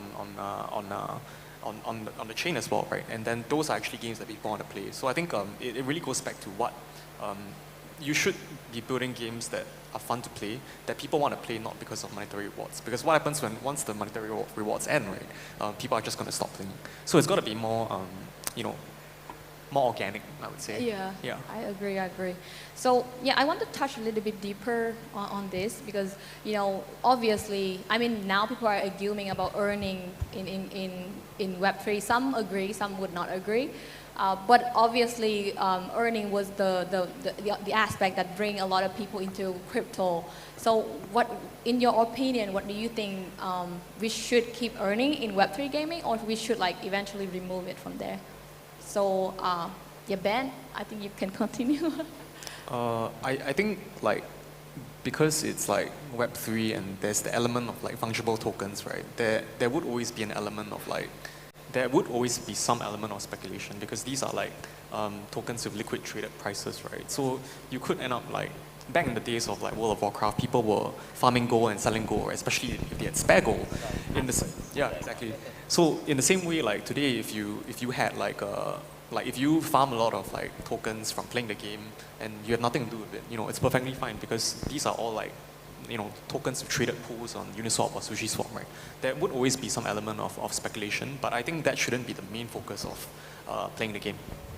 How about you, Kevin? What do you think? Yeah, I think, like they said earlier, games have to be fun in order to keep attention. If, like, let's say a user doesn't actually enjoy playing the game, you will always have to do more to motivate them to come and log in, if you will, right? But if you have an experience that people actually want to share with their friends or play competitively, climb a leaderboard, all the things that Corey knows how to, set up inside a game, right? Kinda. All of these things, they are what I like to call a time on-ramp. They are things that help get users to feel like, well, I've already spent 5 hours playing this game and I still haven't beat it, then I need to spend more time to keep on playing and keep on, trying to grind away, right? And I think that that's a type of user behavior that is not actually that easy to just say, oh, money will ever solve. In fact, in a way, sometimes just slapping money on it will get the wrong type of people that is actually the hardest type of people to get into a positive user feedback loop, right? So I think it's always a careful balance. I wouldn't go as extreme as Zoe, your question there, of saying that should it be removed, but rather I don't think that monetary incentives should be the primary incentive for someone to play. It always can be an extra benefit, right? When I play a game and maybe I get lucky enough to get a Coin98 or Kairos t-shirt, right? Then it's pretty nice, right? But I don't want to come to this event and think like I have a KPI today of earning 100 t-shirts from talking to every single booth, right? So it's the same kind of thing. So as long as you can make sure that users are here for the right type of reason because they find enjoyment in the experiences that they get out of spending time here, I think that will be the most valuable thing you can build. Yeah, I think I completely agree. I mean, game means to be fun, right? I mean, game without the core game element, I think it would not attract like people, like what happened with the GameFi before, right? The previous trend when everybody would just focus 100% on making money, then it's just collapse very quickly. So I think there would be, for me, I think the earning is still a good part, and I think we need to have balancer economic, I would say. So delving into deeper into the mass adoption potential of blockchain gaming and metaverse. So Corey, from your point of view, how can blockchain gaming and metaverse address the scalability and usability challenges that may hinder the adoption, and what solutions are currently being explored? I think Ben touched on this in the first question as well. Yeah, I'm unsure if we have a scalability problem so much. I think ease of scalability may be a small factor, but the reality is if the desire is high enough, someone will go through friction. We saw that already, right? It was not easy to get into Axie or Pegasus at the time. Very difficult. And now we've improved it, but the demand is just simply not there because it's not new anymore. So I think that we're making more small improvements over time, but the reality is we are just not in the times we were previously, and we need to grind harder. We need to put more money into user acquisition, and it's just more difficult. But I don't think there will be so much a scalability issue. It's more so the product and if we're actually building something people want. And I'm sure they will come if we do it right. Yeah. So, yeah, Kelvin, what do you think about the question? Could you repeat the question again? Yeah, sure. So how blockchain gaming and metaverse address the scalability and usability for, that may hinder the mass adoption, and what are the current solutions that are being explored? Yeah, so I think, as Corey mentioned, the scalability thing is something that I think you never have an issue of scalability until you have too many people wanting to always go somewhere. So maybe traffic in Ho Chi Minh or other places, right? But you have to build the city first so that everyone wants to come in order to even have that traffic problem, right? But most importantly, I think it's about how are we building things that compound to learn from the lessons that we've built. I think Corey, you touched on some of this as well, with the lessons that you guys learned in the early days of trying to onboard users for PegXC. You actually figured out a lot of the other pain points that other games will have to face when they try to bring these people in, right? Same for Ben, when you see a lot of your portfolio, right? They often run into the same issues of how to make sure that these users are retained in their products, whether GameFi or other sectors, right? I'm sure some of you guys have heard this, but sometimes I think some people don't like the word GameFi itself, maybe not don't like, but rather that people see a lot of the things that were built in the last couple of years of crypto as financial games, not game and financial economies around these games. And obviously, when you have a mismatch of what the expectations are of all the users in this segment, and maybe what is the actual infrastructure that we create, to me, I think one of my most exciting reasons that draw me to a lot of on-chain games is that I think that asset interoperability and assets that are able to be used in all these different games or IPs and so on and so forth, that takes one of the features that we have of on-chain technology to show assets that are freely transferable from other people. Of course, some people might use it for speculation, but for me, I think it's just really cool if I could, wear Air Jordans in some basketball game, but also wear it in a different game, right? And these types of collectibles or wearables, it's something where at Impossible, we've thought a lot about different archetypes of people inside regular games, and we see that different folks from regular game worlds will actually use crypto in different ways or blockchain games in different ways. So, for example, I, as a kid, used to collect, Pokemon and all these other cards, right? So some people would archetype me as a collector. So I'm obviously also the type of user that likes NFTs or likes trying to get a rare mint or open up packs, right? There's also players that are like wanderers, and I think to your point about metaverse, some people just like to explore. They just want to see what it looks like in some place, right? So as long as you give them the context or the kind of arenas to go and explore themselves, they will always find something that they enjoy. There's also, XP hunters or people that will go through your daily achievements of whatever you want to do. And I think it's up to us to build as many of these types of flows for the right user to stay, like Corey said, right? We can't just say, oh, let's put some token here and people do anything we say.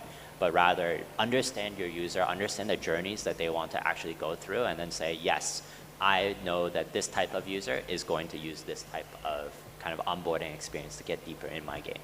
Yeah, I agree. So I think, right now I think there's a lot of switch between, just only entirely focus on Web3 players that already exist in the space. I think project rather would like switch a little bit of focus into like having onboard both Web2 and Web3 users, so that, I mean, most of us, I think most of the project builder, we are trying to do to reduce the barrier of entering the blockchain space to Web2 users, so that we can expand the users. So I think you did touch on the metaverse things, and AI and VR is quite a hot topic recently, since Facebook also entered the VR space and stuff. So what do you think about the future of games? Like, do you think that we will use more of those technology into games in the future to create like more fun rather than just playing on phone and then PC? Corey, what do you think? I have no idea, but we are not building in that direction, so hopefully we're not like 10 years behind and just missing the ball. But I think there will be a market there for sure. AI opens up so many opportunities. Tin from Cypher, if you guys ever speak to them, or Aether, they're building some incredible stuff with AI. We are not, that's for sure, so I definitely can't speak too much on the topic. For VR, we're not doing that either, so I think it's amazing, and me personally, I love doing it, but, and so, I mean, there must be a demand there for sure, but I'm just not sure it's ready for, mass adoption. Looking at the Apple goggles, they're cool, but you got a big-ass battery sitting on your back of your butt, so unfortunately, I don't think we're there yet, but maybe like 10 years, and yeah, I think we'll be there. Okay, 10 years is pretty long. Make it shorter. So how about you, Ben? What do you think?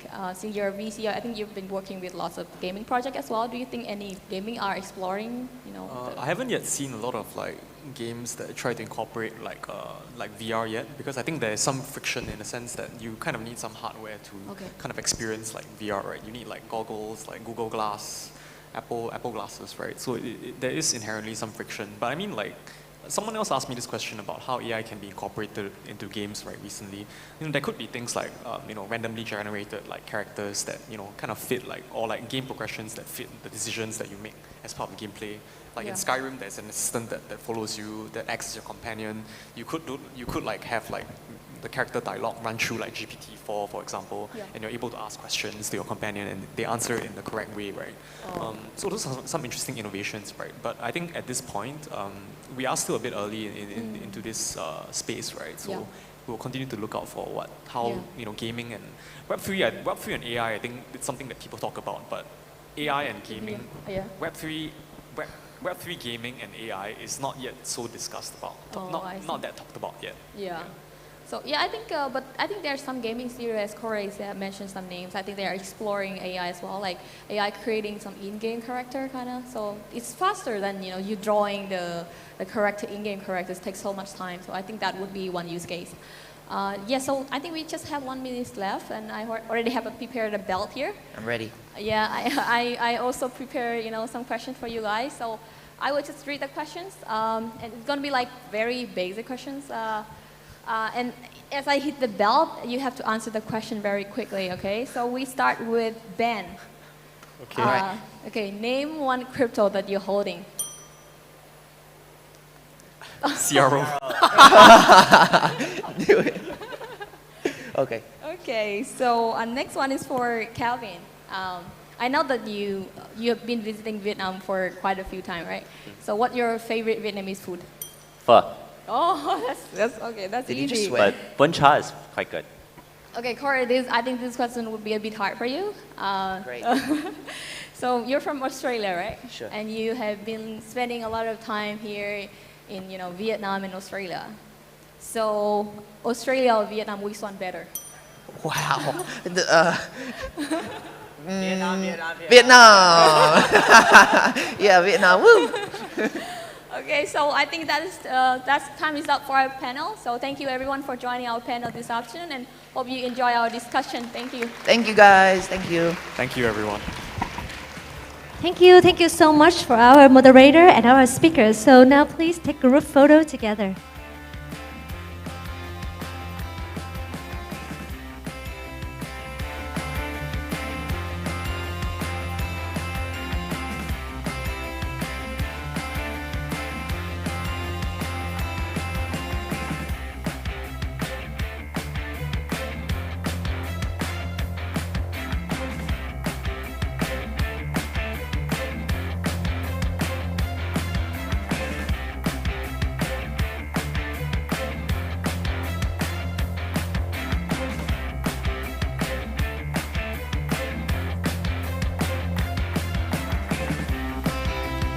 Vâng, thưa quý vị.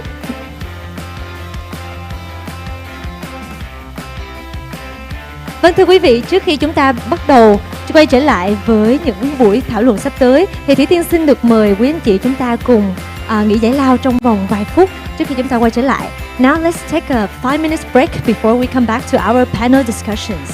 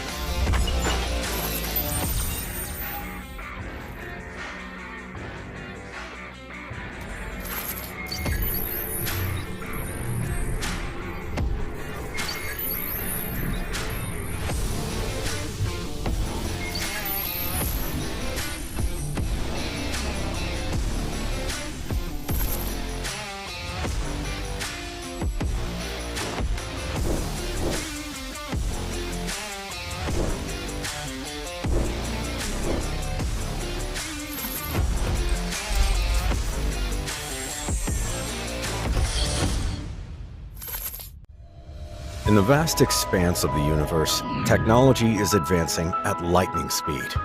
Amidst this rapid progress, Aura Network shines as a beacon of innovation and vision. A team of engineers and visionaries set out to build a new NFT infrastructure that would change the way we think about ownership and value.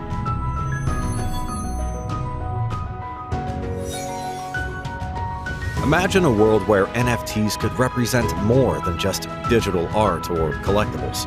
With each step, we are bringing our vision of a new future closer to reality. Join us in the journey of transformation. Aura Network, shaping the future of NFTs and the Web3 realm.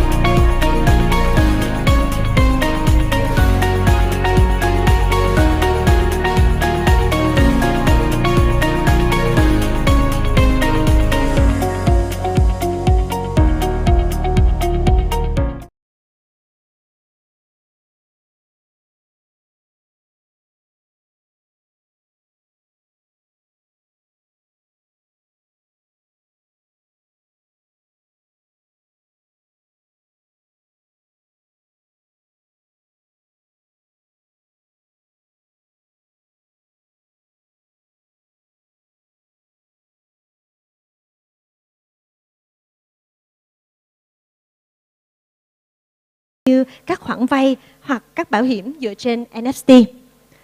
Ngay bây giờ đây, chúng ta hãy cùng nhau khám phá tiềm năng của NFT và cách chúng có thể được sử dụng để biến đổi nền kinh tế và tài chính của người sáng tạo như thế nào thông qua phiên thảo luận về NFT versus Finance Beyond the JPEG. Let's welcome to the stage our moderator, Mr. Gapyan, Director, ARC Community.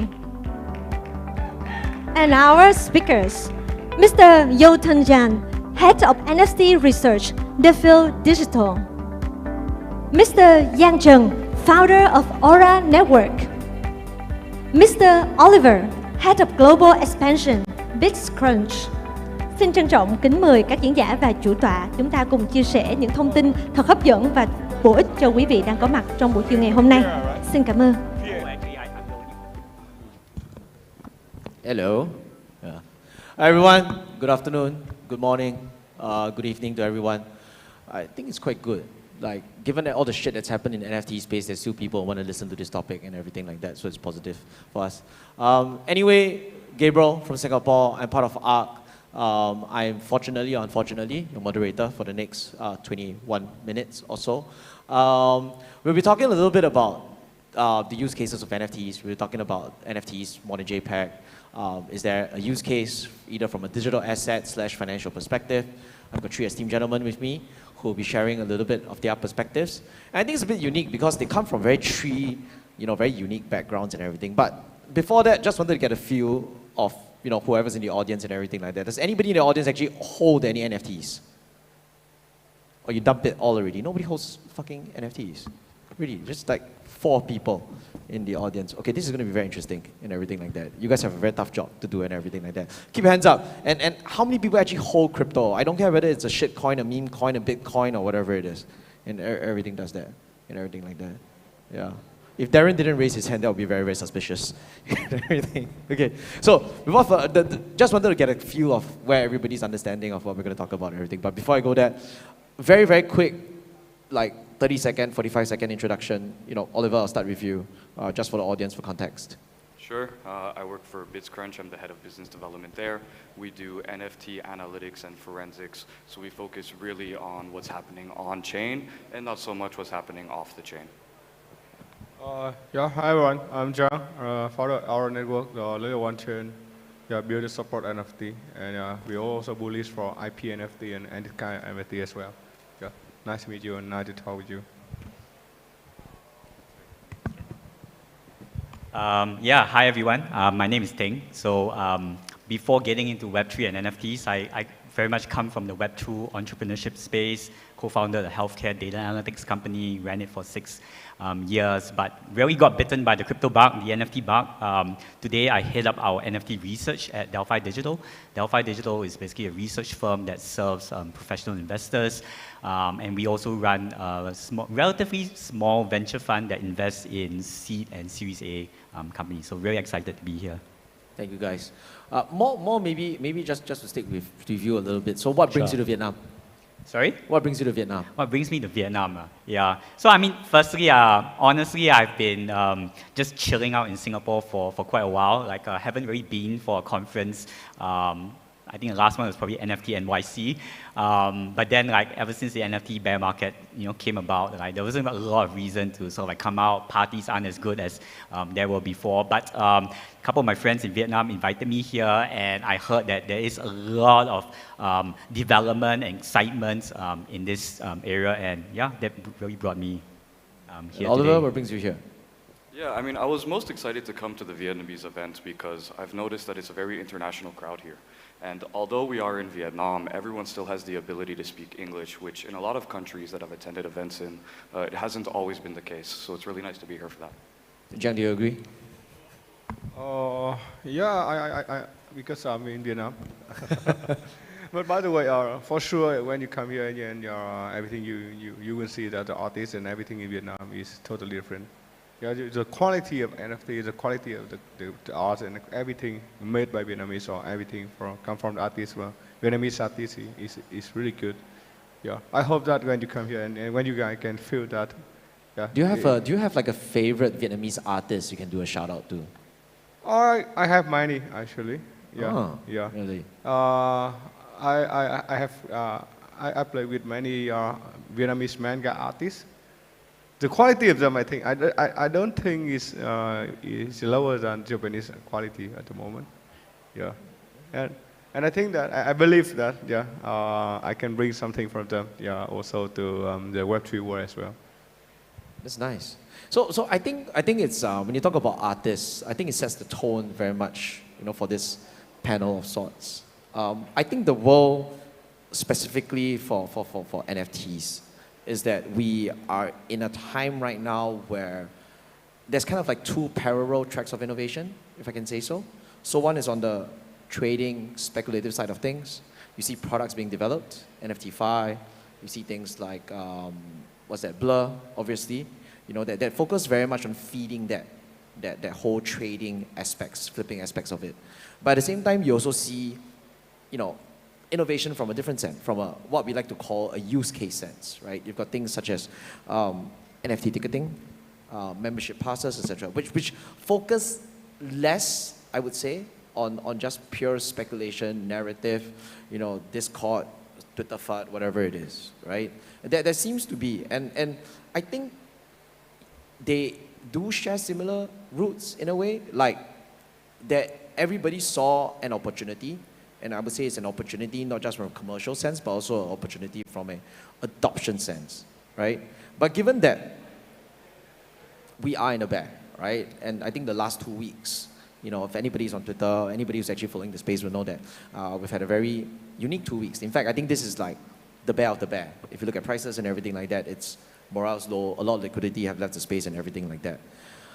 Just wanted to start off by like, what's the sentiment like individually? And Jiang, maybe I'll start with you, right? Like, what's your feel of the space now, just to set the scene of where, when we talk about NFT, either as an industry or as an ecosystem, where are we at? What's your personal take, over everything that's seen, or even what we've seen over the last couple of days here in Vietnam? Yeah, I want to talk about, okay, I don't want to talk about many big use case. I want to talk with some use case, but they bring the real profit or real revenue. Yeah, especially they are happening in Vietnam. For example, in the last 2 months, I have moved with the biggest Uber line logistic company in Vietnam. Yeah, and they're launching a kind of electric car, an electric car NFT for the customer. And you know that it's just launching in after 1 week.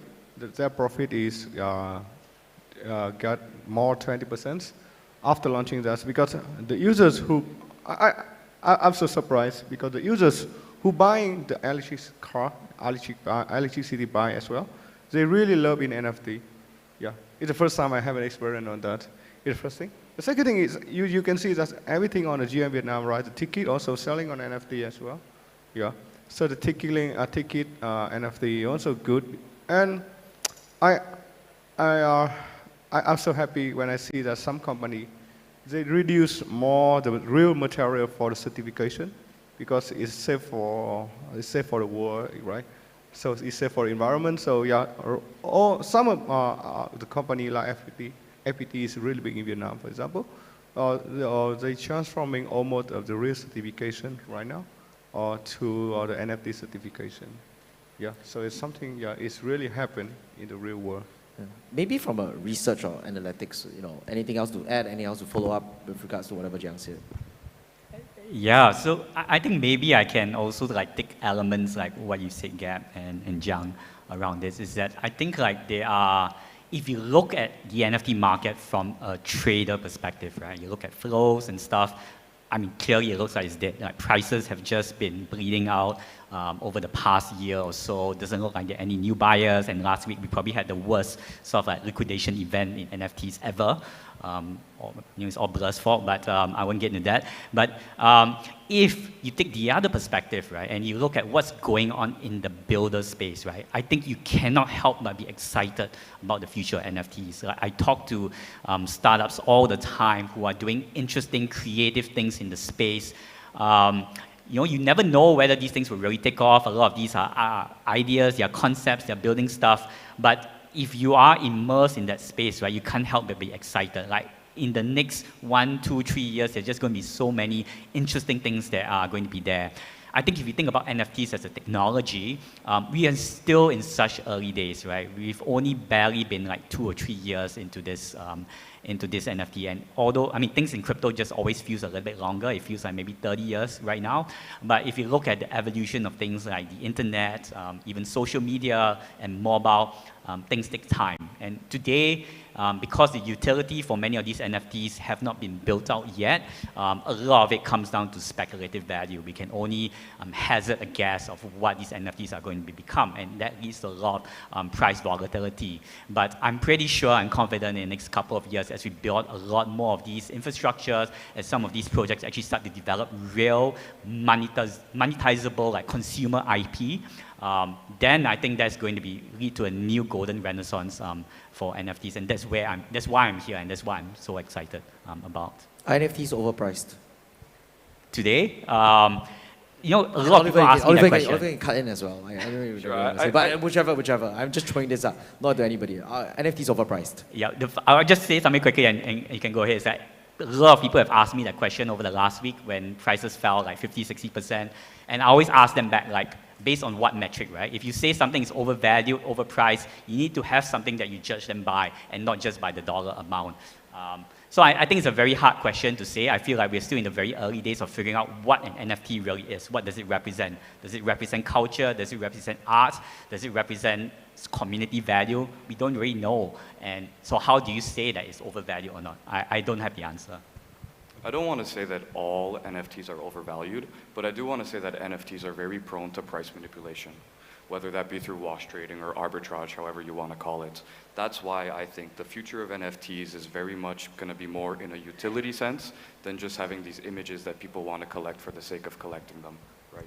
Although I'll also say that I feel like all of us here in crypto, because and I think it's just human nature that we love speculation, right? So I feel like the speculative aspect of things will never go away. There's always going to be a new collection that comes out that people just are buying it because of price and because they like it, rather than just the utility. So I feel like that will come back in some way. And I don't disagree with you. But to the extent that it is now, or it has been within the past 2 years, there was a lot of people trying to capitalize on that, right? But the quality of product needs to be higher than it currently is. Fully agree with that. What happened to the community building aspect? I'm just kidding. Sorry, just quick question. For the audio team here, can we get another mic on stage so Jiang can participate as well? Is it possible? If not, we'll just have to swap. It's fine. Yeah, so I think you touched on the thing. It's like, what exactly is it as a speculative aspect of it, as everything like that? How about us looking at it more from I would say, there was this whole narrative, right? That, with NFTs, it's power to the people. With the NFTs, you're going to be part of something bigger, right? For the creators, you have an opportunity to make money. You don't have to force yourself to work with a Christie's. You don't have to force yourself to work with a gallery. You don't have to force yourself to be on the streets, trying to peddle your art and everything like that, right? At the same time, there's also people saying that, with NFTs, whether is it EIP standards or Ethereum or anything like that, there's so much potential to unlock with regards to utility and everything like that. And I think, Tang, you mentioned, you've seen some interesting things. You also mentioned as well that, maybe we'll see some interesting ideas come out in the next 2 months.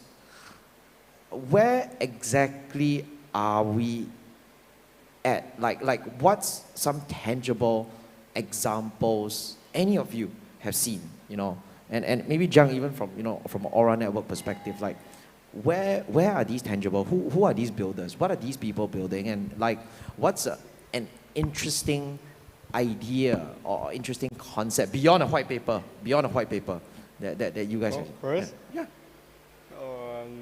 Sorry, can you?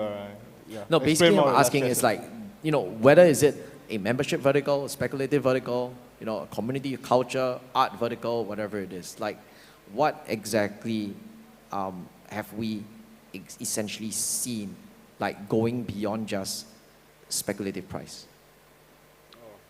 Interesting question, right? I'm paid to ask difficult questions.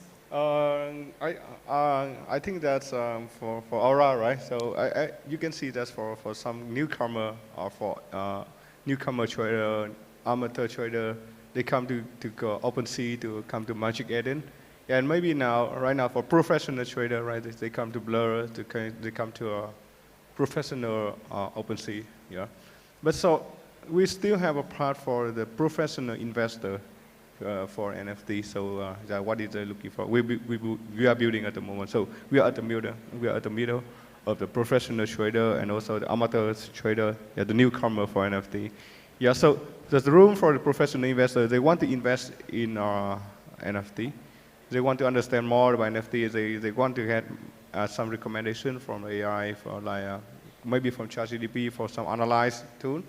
And yeah, maybe they are the long-term investors. So we talk a lot about the retail users who buying NFT, but I think there is many room for investor who also buying the NFT. So I think what we are building is in the middle. So we support the professional artists. We're bringing more professional artists and also for the IPs. And also, yeah, all of that is support for a professional investor. You touched on something very important, IPs. Yeah. We talk about NFTs are very retail driven, right? And going back to the theme, when we talk about the word finance, right? Very similar to crypto. Where is there an institutional play here for NFTs? Oliver, you're nodding your head. I mean, we've seen examples like Hermes taking lawsuits against people who were using their IP, right? So I think there's institutional plays in the sense that people are going to be starting in the Web 2 space to attack Web3 players a little bit more. And as time goes on, I think there's going to be a lot more regulatory rules, although we're in the Web3 space, that are going to be protecting the IPs that are used in NFTs and in the Web3 space, if that answers the question. Yeah, no, I think it's very scary because, you know, obviously there's been a lot of news about crypto regulations and what is being affected. And you don't see NFTs getting caught in the crossfires directly yet, right? And I'm going to use the word yet. But from the digital asset perspective, and throwing it up to the three of you, and anybody can answer this as well, do you think this would hamper potential progress in the NFT vertical of the crypto space? Like potentially regulations coming in, especially when we start looking at use cases similar to, you know, can this NFT represent a land deed? Can it represent, you know, a fraction of a real estate? Can it potentially represent, you know, very similar to, I use this American football example, the Green Bay Packers, which are fan-owned, right? And can it one day be replaced, you know, with some form of NFTs, tradable or not, right? Would that result in some form of regulatory oversight? I wouldn't say clamp down, I think that's a bit harsh, but kind of like regulatory, you know, oversight into something like that will hamper essentially the innovative progress the space is trying to make. Sure, go ahead. I think we need a little bit of regulation because a lot of what makes the mass media for NFTs tends to be the bad news. We rarely get to see the good news, the good projects, the good examples of NFT utility. But normal, I don't want to say normal people, but people who aren't involved in the Web3 space. Nobody's normal in crypto, bro. But people involved in the Web2 space that don't know anything about Web3, they tend to have the idea that everything revolves around a scam. People know the Logan Pauls examples of the world, and people are really scared. So when people understand that there is regulation, I think adoption and growth in the space is going to be improved a lot. What's the first regulatory recommendation you would make? Yeah, maybe I'll just add some thoughts to that, right? Like, actually, I think if we look at the regulatory landscape across the world, especially like what's going on in the US, where the SEC is very clamping down on tokens, they've declared like a lot of these tokens as securities. I actually do think that this is actually giving some tailwinds to NFTs because I do feel like NFTs are going to be probably one of the last areas that will actually fall under this sort of like regulatory oversight. Because I think today there's still a case to be made that, you know, NFTs at the end of the day, they are just, you know, they are pictures, they are JPEGs, you know, and if you really decide to really clamp down and start to regulate NFTs, then you really beg the question that maybe everything that we have today are actually securities, right? The LV bag that you buy, is that a security? Yeah, you know, if you consider an NFT as a security, then you know, it surely falls under the same realm as well. So I think what this has created is that it's given a little bit of white space, right, for NFT founders, NFT builders to know that I think like in the next few years, they do have a little bit of breathing room. They are probably not going to be as heavily watched for because there's a much bigger game that many of these regulatory bodies are going for, which is these like fungible tokens, which are probably, you know, they have like $1 billion of like market caps, and it does make sense for these bodies to sort of like regulate. But I do think like NFTs have a little bit of breathing space, at least as of right now. But you know, if the scams start to increase a lot, then you know, I think on a local level, it does make sense to have that consumer protection laws in place to make sure that people are protected. Now, if I can add something there, I think you're talking specifically about the projects, but I can't name names right now, but we're working with some pretty big names for anti-money laundering, because a lot of money laundering does happen through NFTs, so there is regulatory steps being taken in place right now to protect from that. Yeah, I guess that probably happens. Yeah, I guess also depends on which regulatory jurisdiction you are in. But I have another view. So when I stand in another view, right? So if I stand in the IP view, for example, I am the IP owner and I'm selling the merchandise. I get more profit and get more revenue on that. And for example, Nike, you see that they're selling the merchandise on Web3. So the digital asset or the merchandise actually on Web3 is an NFT. So I think it's totally different. I guess like it just means that, because I think NFTs is just a very broad word we use, right? But it can represent so many things. If your NFT represents, say, it becomes like a real asset representation, like treasury, securities, equities, and that could very well happen, for sure. I think that needs to be very heavily regulated. But like what Jiang said, like for example, if you're Nike, you're selling digital shoes for $20 a piece, like with dot swoosh, you know, how can you say that that's a security, right? That's a product that people are buying for their entertainment value. So I think it's a spectrum of things. We just have to be aware of the nuances here. I'm looking at a timer that's going to blow up when the time runs out. That's what Jenny told me. Does anybody have any questions for the speakers before I move on to like a last couple of questions? Anybody have any speakers can raise your hand. I will pass the mic to you. Anybody any questions? Calling once? Calling twice? I don't see it. I mean, the lights are in my eyes. You see any questions? You see anybody asking? Nobody. It's like all of us going like, oh, fuck, man. Thank God, and everything like that. It's, and another thing as well, I think the last thing to add, especially on the finance thing, and I'm going to ask a very philosophical question, right? Like it or not, I think even though, and we see that in art, right, where NFT people can get along with DeFi people can get along with trading people and everything like that. Do you guys see a time or an opportunity where different people who probably have more of a crypto background, like myself, potentially working with people such as maybe what you guys are doing, more from the NFT space? Because, you know, there's this, I won't say a division or a divide, but, you know, obviously there are some people stay in the lane. They're like, you know what, I'm a DeFi guy. I don't touch NFTs. Don't know what the fuck they are. Don't really care, right? But then there are NFT people who are like, you know what, I also don't know what this is and everything. So my very, very quick 2 cents about it is that that's why I also feel that you see a lot of NFT projects. Memeland is a very good example. We're going to have launched meme token. Ape obviously has the Ape coin. I do feel that that convergence happens when some form of NFT projects offer some form of token for good or for the right or wrong reasons, or they offer them, you know, or token projects or tokens, basically DeFi projects offering some form of NFT to represent a form of identity or ownership, right? The way I'm thinking about it is kind of like how you use a DEX, and you know, people don't want to dox themselves, but you can still use your wallet as a form of identity represented by NFT. I think at this moment, a lot of people choose to be interested, whether they're in the DeFi space, whatever.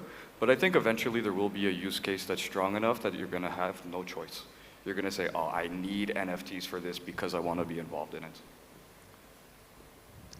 Yeah, I mean, how I think about it as a very high level, right, is that, you know, and there are nuances to this, that I think DeFi is for the institutions, and a lot of what is being built in DeFi eventually will be built into some of these like institutional based sort of like rails. And you know, as a typical user, my parents, my grandfather, they're not going to go on Uniswap and buy tokens, right? It'll be all integrated into the back end of the banks and the institutions they sort of like deal with. Whereas for NFTs, I think NFTs is where, to me, I always tell people like NFTs are the gateway to Web3, right? Because it's just interesting, it's fun, and people, humans, we have a nature to want to collect things. We want to differentiate from other people, and that's why we buy all these different skins on the games that we are playing. We buy all these different very cute items because we want to show people we have. We collect all these different pieces of art so that we can display in our home or on our handphones or as our profile pictures. I think that never goes away. So I feel like there will be that sort of like intersection, but I think like both are heading down like quite different paths. For me, I think that NFT is just, it's a culture builder. So when you build a good culture, so everyone can talk with each other. For example, the Japanese people, I talk with many Japanese people, so they buy NFT, but they only hold, they don't trade it. Yep, right? That's true. So it's different things. For me and all Vietnamese as well, half of us, love the collectible, for example. Okay, all right. Our time is up, but very, very quickly, I'm going to ask bullish or bullish, bearish. That's all I want to hear from you. Just very, very quick things, right? Just down the line, get your quick thoughts. Fractionalized NFTs, bullish, bearish. Bullish. Bullish, why not? Short-term bearish, but long-term, like maybe 5-10 years, maybe it might come very back. Singaporean, cannot answer the answer straight. Sorry, very it's just in my blood. It's in my blood. Everybody knows you're Singaporean like me already. No straight answer and that kind of thing. Fractional NFTs. New EIP standard, 6551, bullish, bearish? EIP 6551, the new EIP standards. Bullish. Same. Yeah, same. I mean, always new things. You can't be bearish on those stuff. Okay. NFT projects launching tokens, bullish, bearish? Bearish. Ooh. No idea. Sorry, I'm going to give a nuanced answer as well, right? It really depends on what project and what time that you actually launch it, right? I feel like these are like, yeah, but right now, if you launch a token today, bearish, yeah. Okay. Azuki? Oh, bullish for sure. Bullish. Sorry. Yeah, bullish. Okay, thank you everybody, and thank you everyone. Thank you, God. Thank you, everyone. Thank you so much for your sharing. And now let's take a group photo together. Please move forward.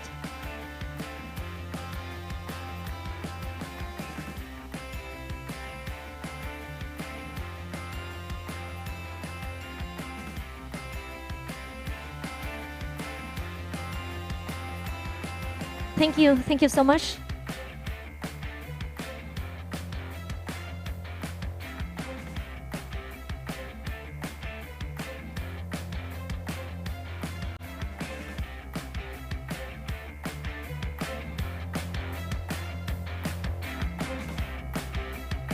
Thưa quý vị, ngay sau đây xin mời quý vị cùng đến với chủ đề tiếp theo, State of Crypto about Vietnam and APAC. Trong chủ đề này, diễn giả của chúng ta sẽ cung cấp những hiểu biết có giá trị về tình trạng hiện tại của ngành công nghiệp tiền điện tử, cũng như nhấn mạnh vào các cơ hội và sự phát triển độc đáo trong thị trường trò chơi blockchain của Việt Nam. Hãy cùng khám phá cách NHÓM đang định hình tương lai trò chơi chuỗi khối ở Việt Nam và trên toàn khu vực châu Á-Thái Bình Dương, đồng thời hiểu sâu hơn về sự giao thoa năng động giữa Việt Nam, trò chơi và công nghệ chuỗi khối. Please welcome to the stage Mr. Howard Su, co-founder at NHÓM. Please welcome to the stage. Xin mời ông Howard.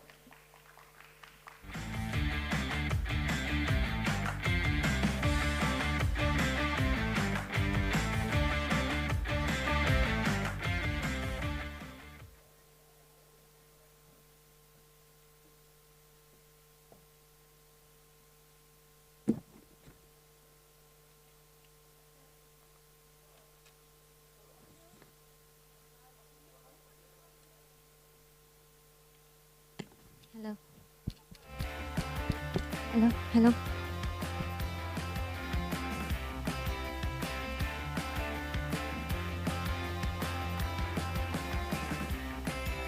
Hello. Okay, much better. Hi, everyone. I'm Howard, co-founder at NHÓM. And today I want to talk a little bit about NHÓM and a lot about Vietnam and Southeast Asia. And as many of you might know, I'm mainly in the US, mainly based in New York, but we have an amazing team here in Vietnam. And my co-founder Zane is here as well. And today I want to share a little bit about what NHÓM is building. Since we started as the largest gaming guild in Vietnam late 2021, we've actually evolved a lot and start to build game publishing platform as a software for a very long time, and we've launched multiple products over these times. Here's a little bit of sort of the roadmap or timeline. We launched NHÓM Research Portal for content, professional content on crypto gaming. We launched NHÓM ID, the centerpiece for all the decentralized identities of gamers that are on our platform and in different games. NHÓM Dojo Launchpad and NHÓM Space 3, which is a gaming loyalty platform for publishing Web3 games and help gamers to discover more interesting games in the Web3 world. We position ourselves as a software company to help games with customer acquisition because we think in the future, right? Today, people might be thinking a lot about THİO and where the capital is around. But if we look at the development of internet, companies go from building infrastructure to building communities and building number of users because users is what lead to better products, more spending, and bigger games, better games, more revenue for the games. And that's what we intend to to build is to help these games acquire as many users as possible. And we think that's going to be the breakpoint for the next bull market, is how many users they actually get on these games and play these games. And we're here to help them acquire users. But first, why Vietnam? The first thing I want to point out is, in terms of crypto adoption, Vietnam is the leader in the world. We're number 1 in terms of crypto adoption according to Chainalysis, number 2 in DeFi, and number 3 in terms of number of MAUs on MetaMask. Besides the crypto adoption, Vietnam is also a growing country, and I think the core theme we're seeing in Web3 and here today is growth. Vietnam has turned themselves from a country in poverty because of the war in the 1970s to one of the fastest growing countries in the world. The GDP grew almost 4 times over the last 20 years. And human capital index, which Zhang mentioned this morning, which indicates how educated the entire population is in the country and how productive they are, is a whopping 0.69, which is the number 2, only behind Singapore in the entire Southeast Asia region. This is a tremendous success story for the country, I would say. And it leads to us to believe that there will be more growth, because it's all in the people. It's all in how much education they get, how much excitement they have for the future. And if we look at the actual growth numbers, right, it shows in numbers. The year-over-year GDP growth of Vietnam tops most of the countries here, if you can see the bright green line. In the sample group of selected countries, we have all the developed ones like Japan, America, Korea, UK. We have China, which is known to be growing very fast, and we have all the other top Southeast Asian countries. And you can see Vietnam consistently leads the entire pack as percentage growth rate. And there's still a lot of room for Vietnam to grow, because our GDP is at 1.232 trillion now, and GDP per capita is still $4,000. There's still a lot of room to catch up to, let's say, US, which is at $76,000. So as a person who spends most time internationally, maybe not so much in Vietnam, if we look at Vietnam from the lens of foreigners, there is going to be a lot of growth in this space, and we are bullish. We're super excited to build Vietnam as a community forward. N8, what's N8 doing in all this, right? We've built the largest community with the core in Vietnam. We have about 200,000 users today on our core products, Space3 and N8 ID. And we have a big Twitter following and Discord community who are, I would say majority of them are from Vietnam. They're super excited about blockchain. They're super excited about what we're building, what all the other game studios are building for Web3. And that's why they come and join our platform. We partner with more than 60 games. A lot of them are here. And we write professional content to educate the people here in Vietnam. Our research portal is in English and in Vietnamese, to help them understand what might come in the next future for crypto, for blockchain. And these people that understands blockchain now and understands gaming, or are gamers, will become the best users for these games down the road, and will help them to discover the best games that are on the market in Web3. And we're fortunate to have the backing and fortunate to have these partners to align with our vision of bringing Vietnam forward, onboarding more users onto Web3, and we raised a total of 10 million capital funding till date. So I really want to, reiterate again, N8, we started from the community, but today we are building software platforms to serve as the infrastructure for GameFi, with Space3, this gaming loyalty platform, in the center to help various Web3 games to acquire gamers, help gamers discover the best game, and help the best game attract the best gamers from Vietnam and from the rest of Southeast Asia. And next, we have a big plan for the next year or two. With Space 3 as the core application on the entire Ancient 8 ecosystem, we plan to launch an app chain layer 2 for Ancient 8, where a lot of these games can run their game on, and Space 3 will definitely run our customer acquisition engine for these games on the layer 2. This is the first time that we are announcing this as a teaser to the entire community. And we are collecting a lot of feedbacks from our investors and partners today on how we best can improve our product and build that layer 2 together with all the game partners and all the investors together. And I want to say that we'll continue to focus on Space 3 and on the application part of this app chain and make sure we have real users, large number of real users that will come into this layer 2 network and really energize the entire Web3 gaming space. And we'll continue to build with everyone who are here in Vietnam. Thanks for coming in this Web3 world, and also build the future of blockchain gaming.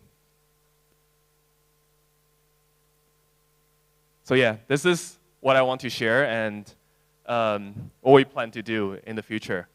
I just want to say, just from me, my experience in Vietnam and working with the entire team, a big team in Vietnam, this is looking at today's world, right, where growth has stagnated in both China and US and in some of the most developed countries. I see the most excitement, the most amount of energy here in Vietnam. And the numbers are proving it. And we look forward to build with Vietnam together more to be a leader in the entire Web3 industry. So thank you. Thank you, Tim.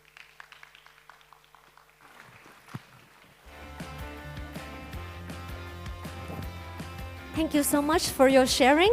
Và bây giờ đây thì Thủy Tiên xin mời Miss Sam Hoàng, CGO của Caris Ventures có thể lên để trao hoa cho diễn giả của chúng ta.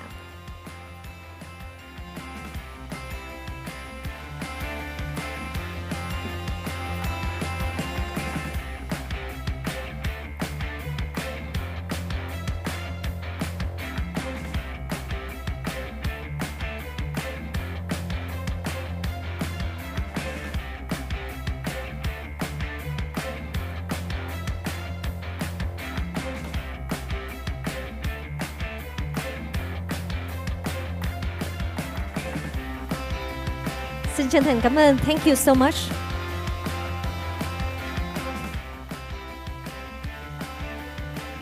Thưa quý vị, có thể thấy trong những năm gần đây, APAC đã trở thành một trong những điểm sáng trên bản đồ công nghệ tại khu vực và thế giới. Và trong ngày hôm nay, chúng ta sẽ cùng được lắng nghe các diễn giả cùng chia sẻ về những câu chuyện vươn ra toàn cầu và vượt ra những rào cản để đưa các sản phẩm đến với hàng triệu người dùng trên thế giới. Ngày hôm nay đến với phiên thảo với chủ đề APAC, The Emerging Blockchain Hub. Chúng ta sẽ cùng lắng nghe những chia sẻ về thị trường APAC. Thủy Tiên xin được mời lên sân khấu. Please welcome to the stage our moderator, Mr. Justin Colon, Head of Community Ancient 8. Cùng các diễn giả của chúng ta, and our speakers, Mr. Alex Lewis, Senior Solutions Engineer from Circle. Miss Tasha, co-founder and CEO at Stella. Miss Tracy, co-founder and CMO at Following. Please welcome to the stage.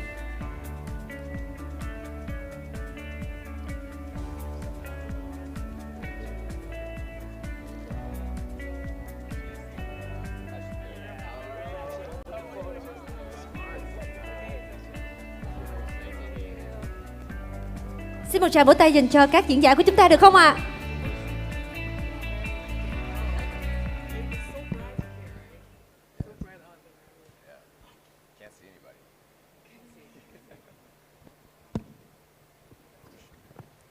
Okay, lovely to see everybody. Thank you so much for joining this chat today. I'm extremely excited to talk to these very smart and lovely individuals about this topic. The APAC region, as we all know, is a very, very exciting region for Web3 and for blockchain. There are so many cool things happening, so many exciting things happening. So really excited to have this chat today with you guys. I think we should start with some introductions. That would be a great place to start, and then we can go straight into the chat. So Tracy, if you can start us off. All right, thanks very much, Justin. Hey guys, very great to be here as a guest to speak at the GM Vietnam conference. That's really my first time to be here. And I'm discovering all those potential, the hot vibes around here, everything. So I'm Tracy. I was the CEO of Cointelegraph Chinese version. I think you guys heard a lot about Cointelegraph, right? And lately I just joined the new platform Followin. I think Followin also made a great noise here locally in Vietnam. I'm taking the role CMO and co-founder. I'm in charge of marketing and BD part as well. So hopefully to have more to share with our Vietnam communities. It was great to be here. Thanks again. Thanks. All right, Tasha, quick introduction. Thank you so much. Yeah, glad to be here, and first time in Vietnam, so very enjoying the local foods as well while staying safe. So my name is Tasha, co-founder and CEO of Stella, and previously we also built Alpha Finance since 2020. So some of you may have known Alpha Finance through the product that we built called Alpha Homora, and the token is Alpha. So now we're focusing on the next project, which is called Stella, using the same token still. And Stella pretty much is a decentralized finance application. You can think of it as what we were doing in Alpha Finance days, but a 2.0 version, in a way that's more sustainable, in a way that's also helping users to maximize yields, that is also, I think, rely less on just token emissions or yield farming alone. And we hope to be the leveraged DeFi layer that pretty much onboards a lot of the usages to the fundamental building blocks of DeFi. All right, thank you so much, Tasha. Alex. All right, I guess it's my turn. Hi, everybody. My name is Alex. I am from Taipei, Taiwan, and I work for Circle. And what Circle does is we're the sole issuer of USDC and also EuroC. And we try to bridge, traditional and Web3 ecosystems with USDC and EuroC with a stablecoin. And we also do a lot of other things. Please go to our website. Maybe it's like too early to plug this, but go to our website and kind of take a look at the different products that we're coming out with. We're coming out with wallet infrastructure as well. It was a soft launch just this past weekend. You can take a look at it. It's very exciting, and I'm happy to be here. This is my first time in Ho Chi Minh City. I've not been safe. I've been eating everything, and I've been loving it. Well, welcome to Ho Chi Minh City. It's an amazing city, especially for eating. Thank you so much, Alex. And by the way, if you've never considered voice acting, that might be something you should consider at some point in the future. I used to work in radio. All right, there we go. That speaks to the smoothness. All right, so let's go ahead and jump into it, guys. I'm ready for some exciting questions here. So the first one we have for the day is, in the APAC market, what are the unique advantages and challenges for building and scaling blockchain projects compared to other regions? Are there any specific cultural, regulatory, or technological factors that make APAC a fertile ground for blockchain innovation? I don't know if anybody wants to jump up first or if we just go in order here. Do you have any thoughts there, Tracy? Yeah, it's okay. Start from me. So I didn't introduce Followin yet. Followin is so we are quite a remote team, but we have our operational team based in Hong Kong. So you will find me often between Guangzhou and mainland China and Hong Kong. So you guys might heard a lot about news on regulation side coming from Hong Kong, right? I think from that part of angle, I don't really know very detailed regulations going on regionally in APAC, but I could bring some insights which after the conversations with regulators in Hong Kong and also knowing what's going on with the communities. Because just 2 days ago, we had a very long Twitter space collaborating with Invest HK and Cyberport. Also had lots of guests from Hong Kong communities and the project side, right? And I think Hong Kong has these very friendly regulations, which encourage lots of Web3 projects from China side also getting into Hong Kong market. And still, at the same time, like Coinbase, Gemini also, they've been participating the licensing things with the government, right? So we see the hype during this April Web3 festival. A lot of builders and also Chinese communities, guys, they rushed into Hong Kong during that part.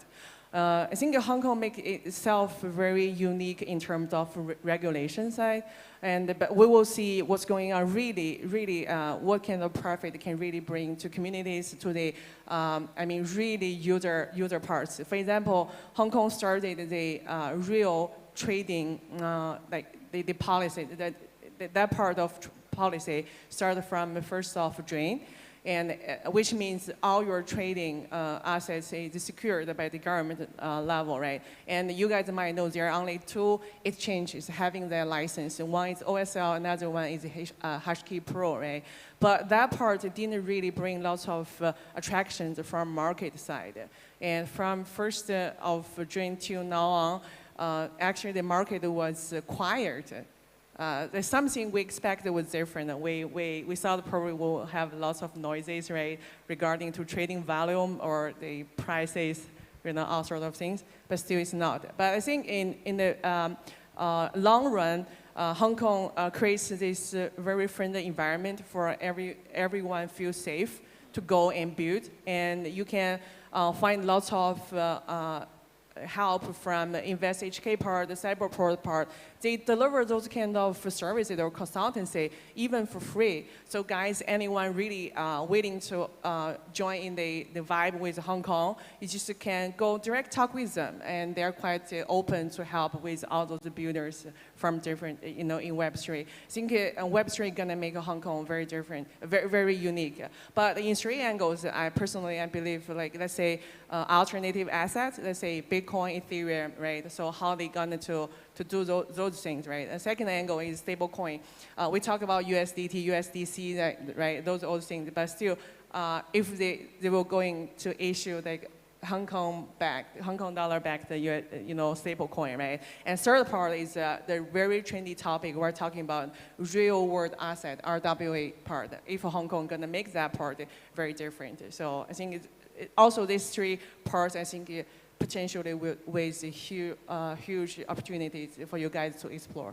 Yeah, that's pretty much for me. Very cool, and super important. I think we can all agree how big a player Hong Kong is in the financial markets, and when they're bullish on the space, that adds tremendous value and tremendous traction to the APAC region. So thank you so much for sharing the insights. Thank you. You're on the ground there in Hong Kong, so that's exciting to hear. Tasha, any thoughts there? Yeah, I would say as a builder, a DeFi builder from APAC, what I see as a big advantage is that a lot of users pretty much are ready to adopt whatever available services or products on chain. Although there's going to be a bit of a barrier to understand certain products, but I think the drive to really use it is there. And I think the reason for that is because traditionally, financial system here may not be giving users or giving people access to the global market as well. So, that gap is actually worth jumping over, and that's why I think a lot of users are coming from APAC, especially for DeFi. And now with US regulations hunting down a lot of crypto and especially in DeFi as well, so more and more projects or even companies are moving over to APAC. So I think a lot of the knowledge will be kind of aggregated here. The challenge, though, I would say for sure is the language barrier still, because everything that is, even though it's global and everything in crypto is localized to a certain aspect, but a lot of the times like new projects or new products will just be in English first. So I think it's quite a unfortunate thing to have that barrier just because it's in APAC, right? So I think that part can actually be mitigated with, a lot of local communities, especially here in Vietnam. There are a lot of trading and, educational local communities. So I think going forward in the next whole wave, those communities will be a lot, key component as a player in APAC. Yeah, definitely agree there. Localization is super important for continuing to make the process of developing the region even smoother. Would love to hear from you, Alex, some of the benefits, and then maybe even one thing that you find a little bit tougher about the region of APAC. Yeah, sure, thanks. So I think, Tracy and Tasha have touched on a few, big things, right? Regulation, I think, is a benefit here in APAC, and also just user adoption of DeFi. So I'll focus on a few other things. User behavior, right? I think that's different from user adoption.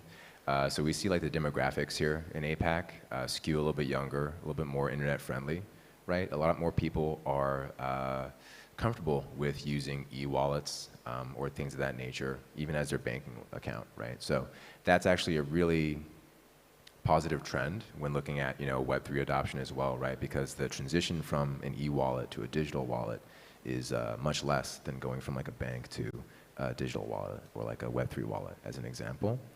So I think that's a really key indicator of how we see APAC here. Two other things I'd say. I think the readiness of the partners in the ecosystem here in APAC.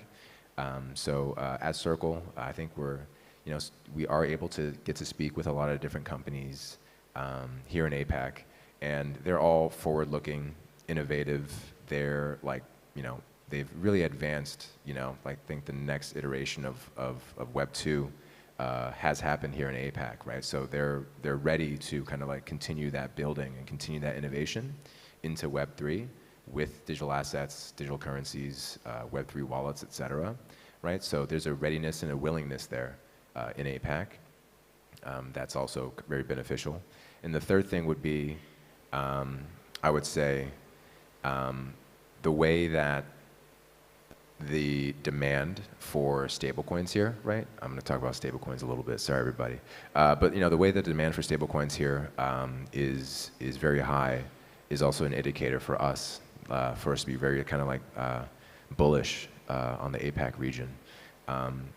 Really easy example would just be being able to send money to and from, right? So right now there is no Philippine pesos backed stablecoin as an example.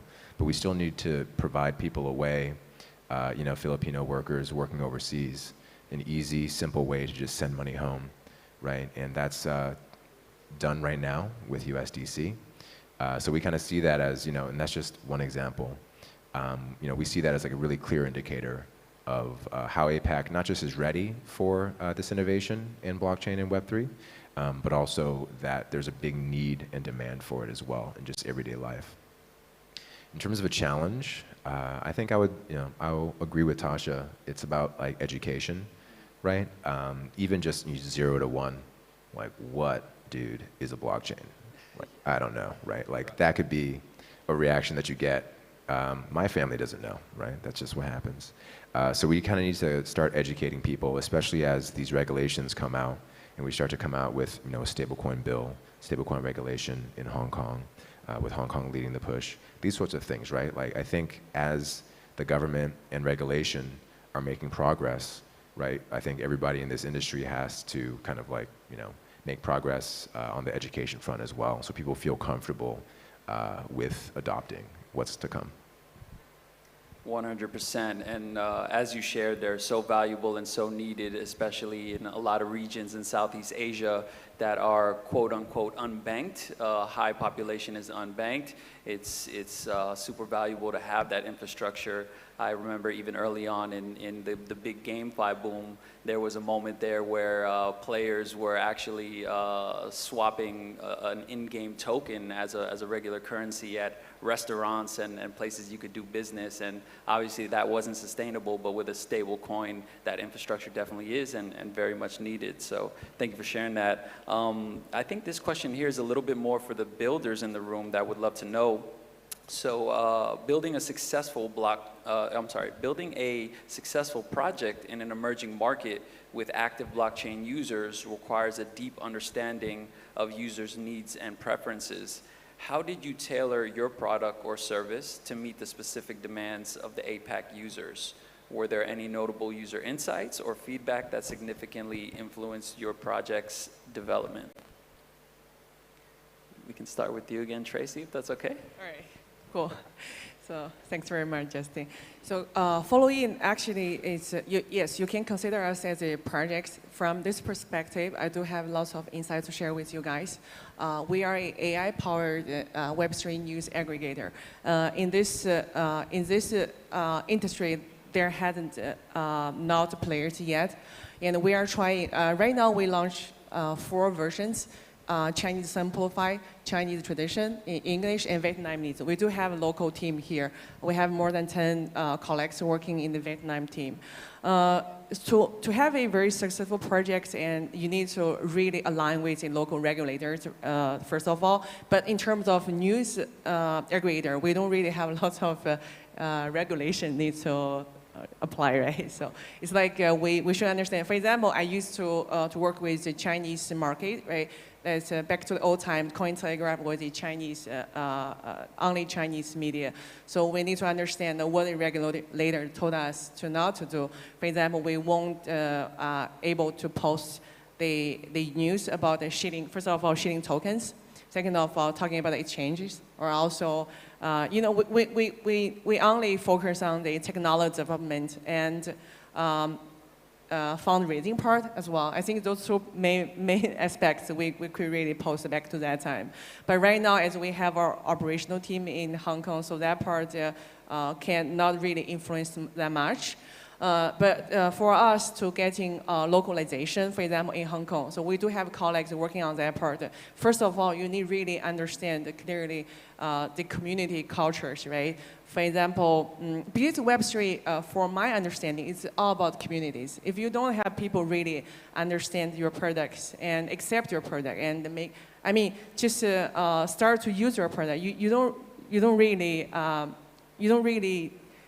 prove, this product cannot be proved as a good one, right? So first of all, I set some KPIs for our team in Hong Kong. First of all, to work closely with local communities. And from middle level, we need to work with our counterparty, like media in that level, right? So not only in Web3, but in Web2 as well, trying to make our brands do lots of cross-branding things with the media partners, right? And also on top of the level, we're trying to get contacts with the government part, right? To understand what they like, how they appreciate our product, what are the suggestions they could give to us, right? Same thing happening in here with our Vietnamese team to work with community, so and also understand the regulator side, right?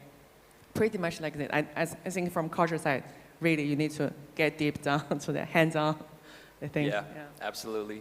How about for you, Tasha? Anything that you guys felt that you needed to work around or integrate specifically for this region? Yeah, I think for us, I would break it into 2 parts, right? Like beginning of the project days, we focus a lot on just global market, meaning like anyone who's already on chain, on Twitter, understand what we do, and we focus on their needs. And a lot of crypto degens or on-chain DeFi users, they just love taking leverage. So we make it such that they can do it for all the DeFi strategies that they're already doing. So hence, that's why we came up with the whole concept of leverage yield farming back in the days, right?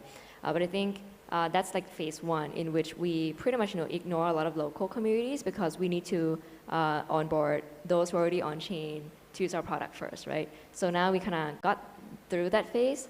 And now we're going through, while continuing to do that phase 1, we're also working more with different local communities. For example, in Vietnam, we're gonna, be more active here as well, or in different countries in APAC where we think the users for the next wave is gonna be.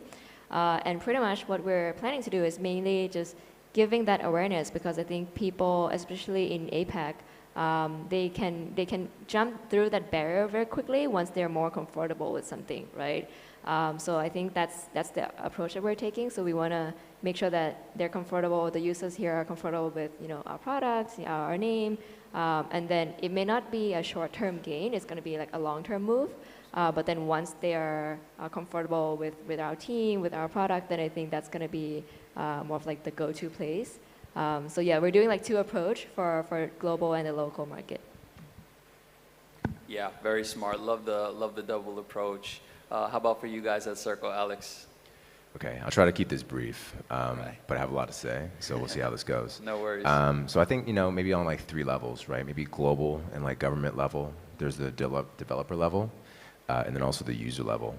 So if we start at the top with like global and government level, right? It's always regulation first, as Tracy mentioned actually, right? So that's step number 1. We will always want to be compliant and on the right side of the law. So we operate, like that as a company and as a product. So for APAC specifically, we received our mass license in Singapore, right? That's like our first sort of inroads into APAC, and we plan to do a lot more here, right? So, but always start with that, with regulation first.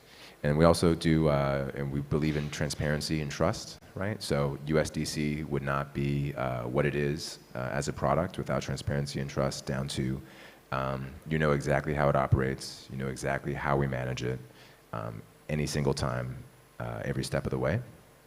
So that's like another product decision, and I think that's important for everybody in APAC, everywhere else as well. And also just continuous learning and adaptation on the government level, right? So knowing how we can be more strategic as a company, as we enter APAC, as we start to learn, build, and grow, and innovate with the community here. We need to make sure that we're not just doing what we want to do, what we think is right? We need to learn from the community, listen to what they want, listen to what they say, listen to the regulators, and show up in the right way. I know I'm gonna be real quick. Developers as well, right? So like building, functionalities around USDC and just elsewhere, other products as well. So for example, cross-chain transfer protocol is an open source protocol that we've released, and it allows you to move USDC from one blockchain to another. So basically just removing the fragmentation of your USDC liquidity. And I think that's actually really important for DeFi to be able to do that in a programmatic way. So trying to build more functionality around the USDC product. So then, as we release more sort of open source functionalities, right, we don't get to dictate or determine how that's going to be implemented or what could come out of that, but we want to give that functionality to see what this community can build with that sort of functionality. And then on the user level, I would say just try and make it as easy as possible for people to just use blockchain, use Web3. I think right now, the big focus is on wallets, right? Making sure that people know exactly how to get on a wallet, how to start using it, et cetera. So those are the 3 main kind of like focuses that we're looking into in APAC and also global. Love that, super important, and I think you guys are doing a really great job. It's a tough sector to be in the space, but as you shared, openly and transparently helps get the job done, and that helps the region as a whole continue to develop, which is fantastic. We have 2 minutes here. I think we can run off one quick question here. We'll have to keep the answers short and sweet, but are there any emerging technologies or trends that you believe will help shape the future of the blockchain industry in APAC? Is there anything that stands out for you guys there in terms of a trend or a technology? Yeah, I can go first since Tracy's been just like... Yeah, Tracy's been nailed on first every single time. Yeah. I can go first. So I think the trend is just like what we see already. Actually, in the presentation before this, in the keynote, is he still here? Right there, that guy who's not paying attention. But yeah, in the keynote before, right, he was talking about, user adoption in Vietnam. Howard, thank you. Big shout out. I love the presentation. But you could actually see, right, just like that user adoption is huge. It's critical to our community, right, to our industry. Just seeing that, and then again, like just the emergence of like easier to use wallets, not just for the users, but for the developers as well, right? Because this is a community that needs to build. So giving the builders tools that they can use to build the sort of applications and use cases that they want to build. I think that's going to be the next innovation, right? You can kind of look at like something specific, like multi-party computation. Just a couple of years ago, that was cutting edge, and that's going to be closely fast becoming a commodity. That's going to be easy for anybody to deploy.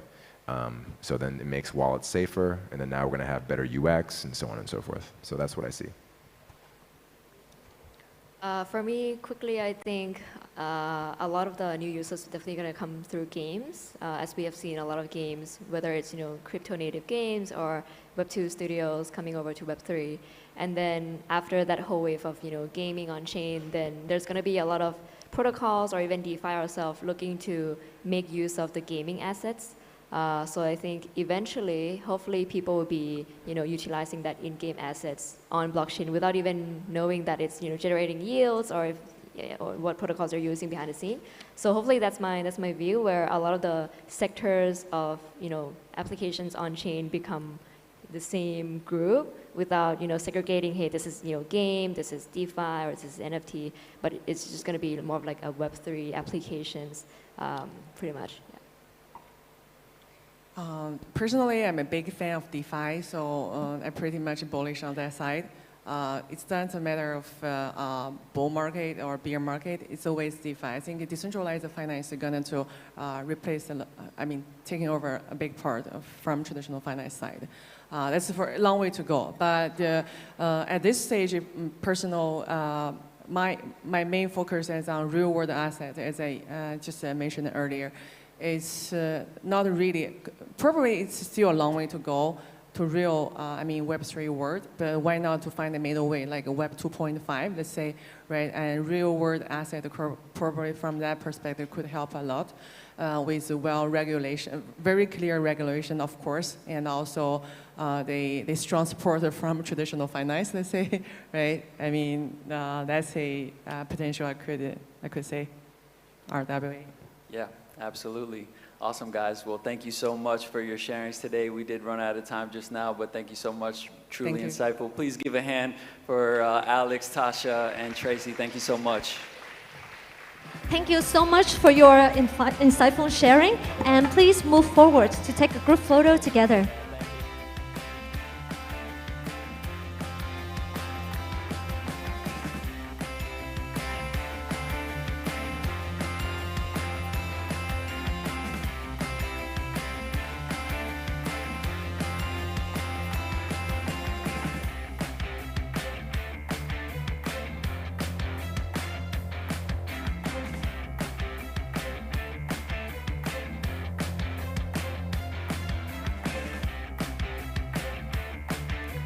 Vâng, ngay sau đây, xin mời quý vị cùng đến với một chủ đề vô cùng thú vị. Unlocking the Future, MPC-powered blockchain wallets for enhanced privacy and security. Trong phần này, chúng ta sẽ đi sâu vào lĩnh vực thú vị của ví blockchain và tiềm năng mang tính cách mạng của giao thức tính toán bảo mật nhiều thành viên, Multi-Party Computation, MPC. Và diễn giả Thanh Nguyễn, CTO của VNG, co-founder của VeryChance sẽ chia sẻ những quan điểm sâu sắc về cách các ví blockchain do MPC hỗ trợ đang định hình tương lai, đảm bảo quyền riêng tư và bảo mật tuyệt vời cho người dùng như thế nào. Hãy khám phá cách blockchain đang thúc đẩy sự đổi mới trong không gian này và trao quyền cho các cá nhân kiểm soát tài sản kỹ thuật số của người dùng hơn bao giờ hết. Please welcome to the stage Mr. Thanh Nguyễn, CTO of VNG, co-founder of VeryChance.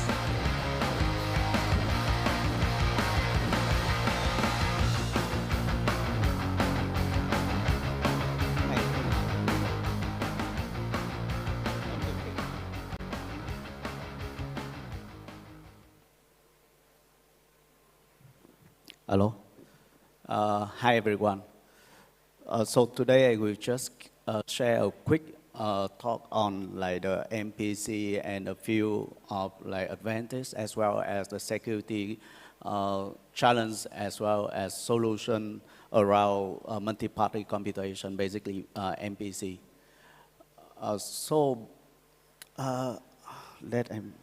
The next one. So quickly about myself. So I'm actually very old school security researcher for almost 30 years in security research. And I'm co-founder of VeryChance, one of the Web3 security firm founded 5 years back in 2017. and I'm Vice President as well as CTO of VNG. Previously, I worked at a CPU and chipset security architect, where I working on like security of CPU as well as like adding feature to the CPU such as like SGX and so on.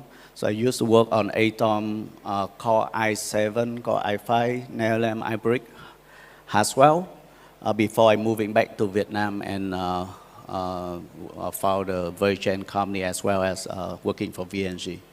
So I used to present a lot of different topics as well as a reviewer for the conference around the regions like Black Hat Hack in the Box, DeepSec, PackSec, and DevCon as well. Okay, so basically because there's a conference in Vietnam and I think that most of the information on the slide is already in English. So now I will switch to Vietnamese, and if you guys like want to listen, then probably there will be a translator that you can use.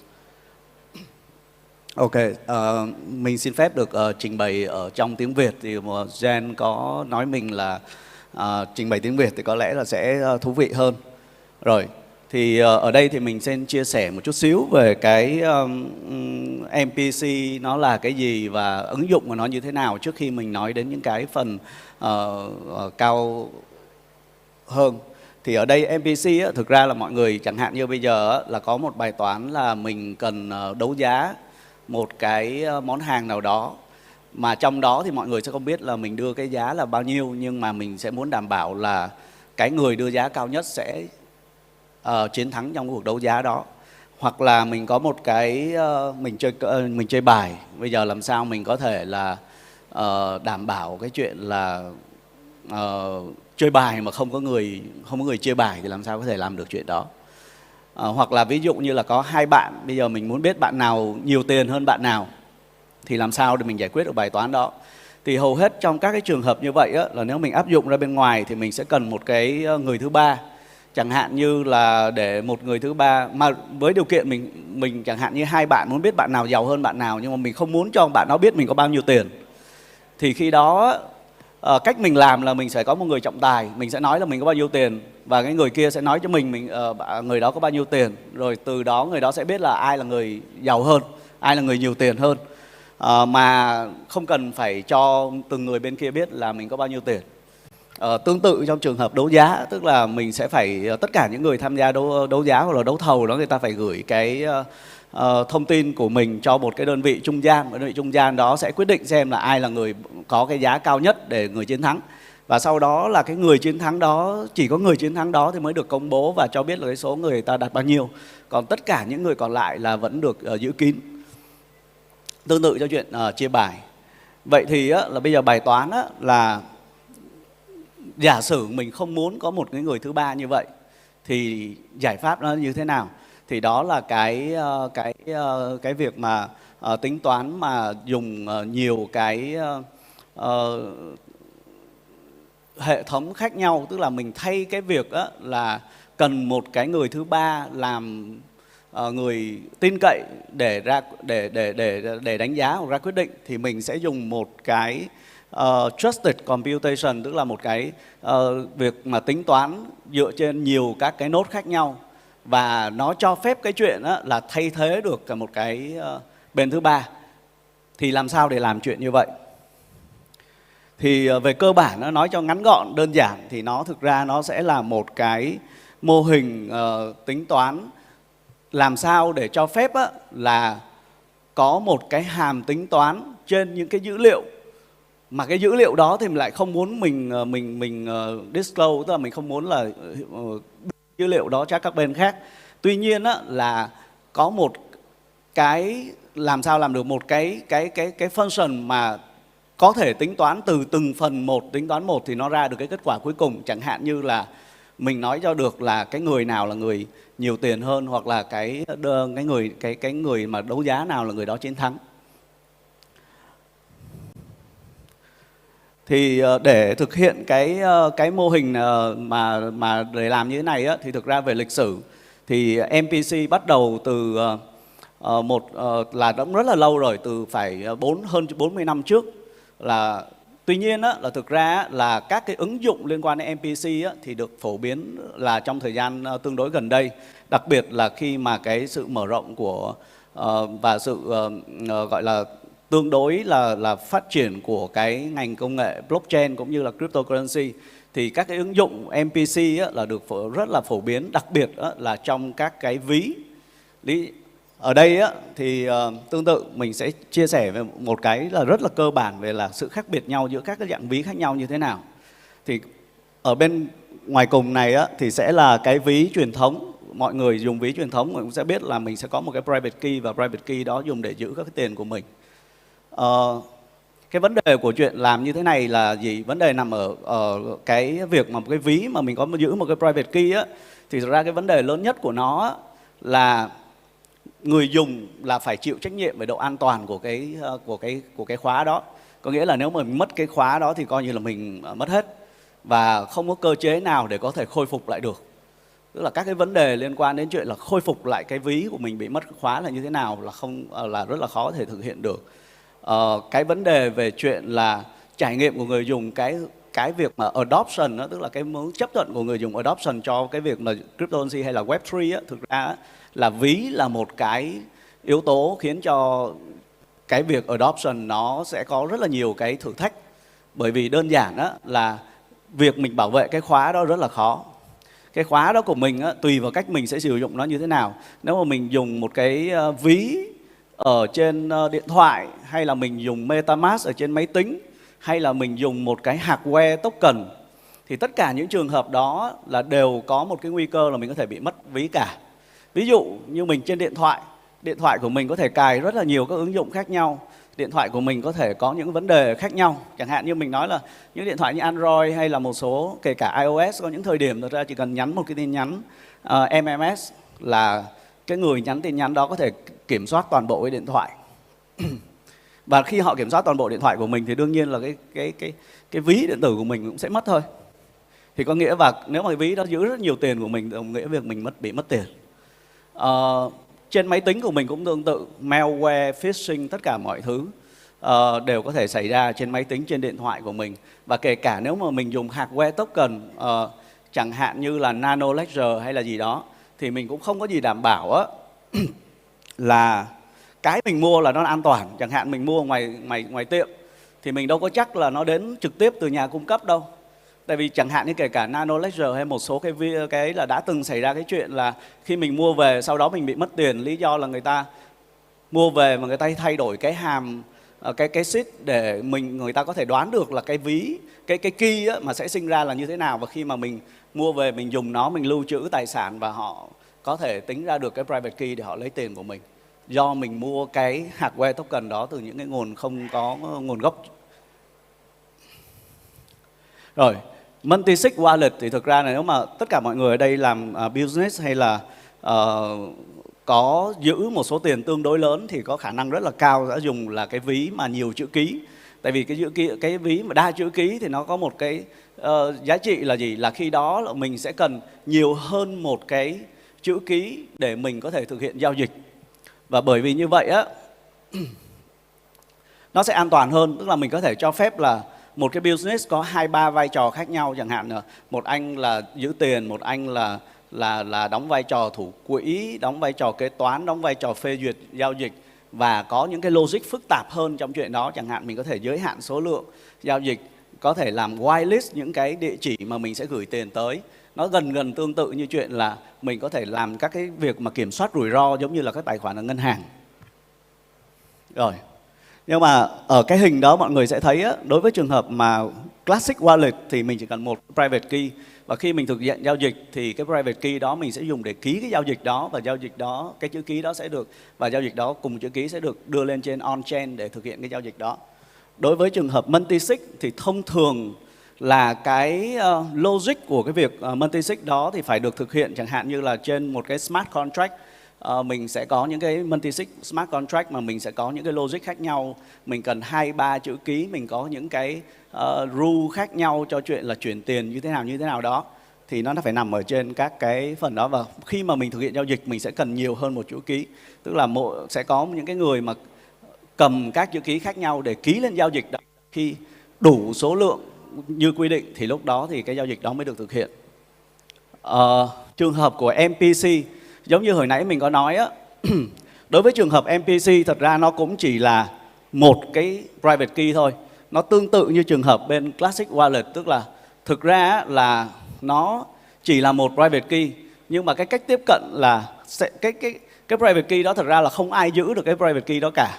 Mà thật ra cái private key đó nó được chia thành rất là nhiều phần khác nhau. Và các phần khác nhau, mỗi cái hệ thống hoặc là mỗi cái thiết bị họ sẽ giữ một cái phần của cái private key đó. Và cái phần đó nó sẽ được tính toán độc lập, có nghĩa là khi mình cần ký một cái giao dịch ở trên chain thì từng cái thành phần đó họ có thể thực hiện chuyện tính toán ra cái phần mà họ giữ đó, và sau đó khi đủ số lượng chẳng hạn như M trên N thì nó sẽ sinh ra được một cái chữ ký hợp lệ để có thể thực hiện giao dịch đó.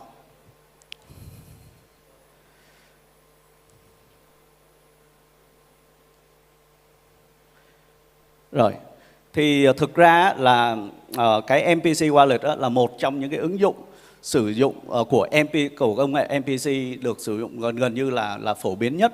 Thì tất cả những cái mọi người ở đây á, mình sẽ thấy là Coinbase, Fireblock, Binance, Copper, BitGo, rất là nhiều các cái vendor khác nhau.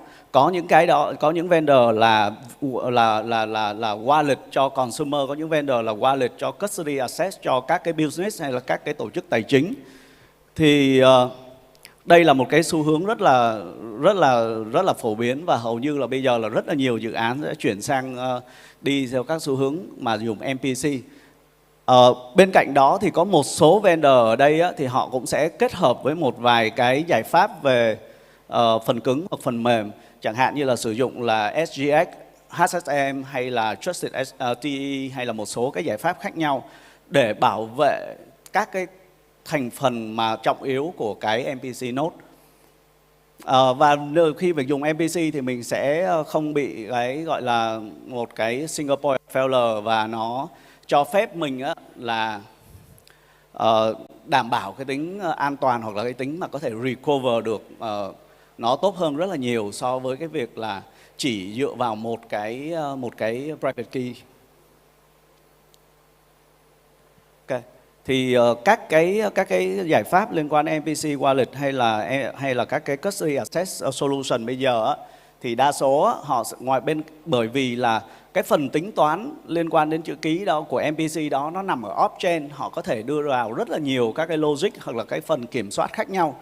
Chẳng hạn như là họ có những cái workflow rất là complex, họ có thể có những cái chiến lược cho chuyện là quản trị rủi ro cho một cái giao dịch. Chẳng hạn như họ có thể kiểm tra được là mình có thể đặt các cái logic khác nhau, chuyện là giao dịch gửi cho ai, số tiền bao nhiêu, giới hạn daily limit là như thế nào, cái giao dịch nào là bất thường thì phải ngăn chặn lại, hay là cái giao dịch đó có gửi đến một cái ví mà nằm ở trong cái danh sách rửa tiền hay là hack hay là gì đó hay không. Thì tất cả những cái tính năng về kiểm soát và quản trị rủi ro đó hoàn toàn có thể thực hiện ở trong cái off-chain, tức là không phải on-chain, mà do MPC có thể cho phép mình làm được chuyện đó. Bên cạnh đó thì bởi vì nó là off-chain cho nên là các cái phần liên quan đến chi phí gas hay là các cái liên quan đến chuyện privacy, các cái logic cho chuyện tính toán ở privacy thì do nó nằm ở off-chain cho nên là nó sẽ tăng cái đảm bảo hơn về chuyện là cái riêng tư của các cái dữ liệu mà dùng để tính toán đó.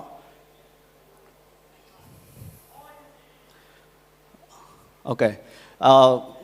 Cái MPC á, thực ra là nó dựa trên một số khi mà mình dùng MPC thì mình nghĩ là gì? Tức là thứ nhất á, là nó an toàn ở cái điểm là gì? Là khi mà mình nói là M trên N thì đồng nghĩa nghĩa là gì? Là mình sẽ muốn đảm bảo là adversary, là những cái người mà malicious, những người mà có ý đồ mà không tốt á, thì họ không thể nào mà break được cái protocol đó nếu mà họ không control đủ cái số lượng mà mình đã được set cái threshold ban đầu, cái ngưỡng ban đầu. Bên cạnh đó thì nó sẽ đảm bảo là những cái khi mà mình compute và mình tính toán ra cái chữ ký cuối cùng chẳng hạn á, thì mình vẫn sẽ đảm bảo là cái thông tin private ban đầu chẳng hạn như private key là được giữ an toàn. Tuy nhiên á, cái MPC là một cái MPC thì không mới, giống như hồi nãy mình có chia sẻ là nó bắt đầu từ hơn 40 năm. Nhưng mà các cái MPC framework hay là một số cái cách mà sử dụng MPC trong chữ ký ngưỡng hay một số thứ thì nó thực ra nó là tương đối là mới và không có tiêu chuẩn, không có một cái tiêu chuẩn rất là rõ ràng. Mỗi cái vendor mà mình hồi nãy mình có nhắc ở trên đó là mỗi cái hãng, mỗi cái nhà ấy họ thực hiện implement cái MPC khác nhau. Và thậm chí và có một vài paper khác nhau và mỗi paper đó lại đi theo hướng tiếp cận khác nhau luôn.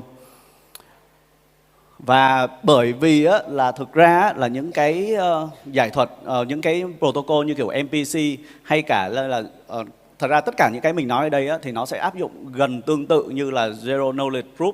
Bởi vì á, là thật ra là nó rất là tương đồng ở chuyện là gì? Là nó rất là phức tạp.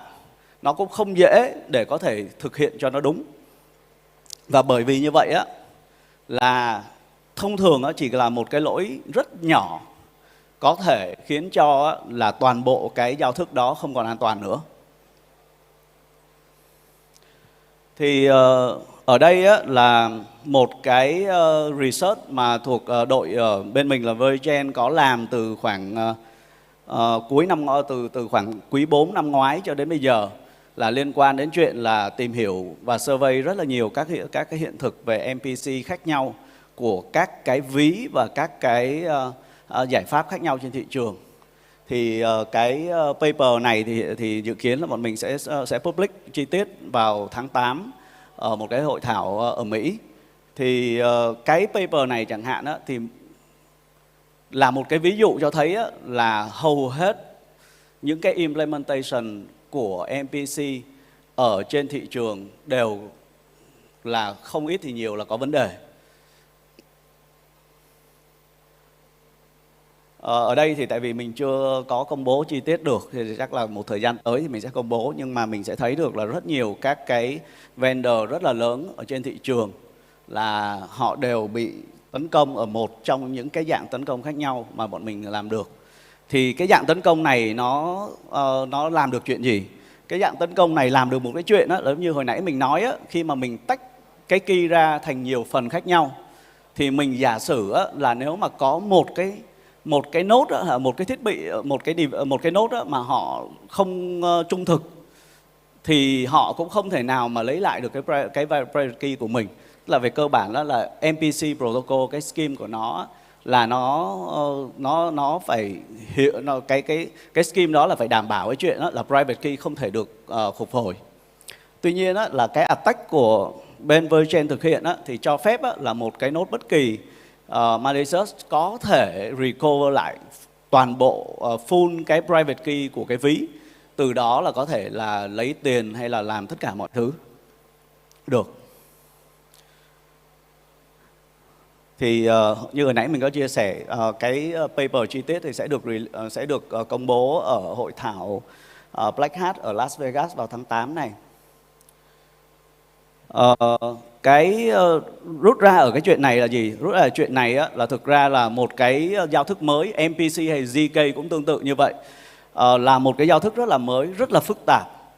Và bởi vì cái tính ứng dụng của nó, tại vì thực ra là mình có thể nhìn thấy được là MPC, chút nữa slide sau mình sẽ nói, nó có thể có ứng dụng vào rất nhiều, hoặc là MPC và ZK có thể ứng dụng vào rất là nhiều các cái ứng dụng khác nhau, mà đặc biệt là giúp cho là tăng cái tính tương thích giữa các cái chain, multi-chain, giữa các chain với nhau, hay là tăng cái độ hiệu quả. Bởi vì như vậy á, cho nên mình thấy là rất nhiều các cái dự án Web 3 là bắt đầu chuyển dịch sang là sử dụng MPC, sử dụng ZK cho rất là nhiều các cái thứ khác nhau. Tuy nhiên á, là mình có phải rút ra ở cái chuyện này, mình sẽ thấy được là thực tế á, là để hiện thực một cái MPC product an toàn là rất khó. Tương tự cho các cái product sử dụng là Zero Knowledge Proof cũng tương tự như vậy. Thì thực tế là bên VeChain cũng làm survey và tấn công và để kiểm tra cái tính an toàn của rất nhiều các cái implementation khác nhau của Zero Knowledge Proof, và thực tế là trong thời gian sắp tới cũng sẽ có rất là nhiều các cái release về các cái lỗi mà tìm thấy được ở trong các cái hiện thực về GK khác nhau.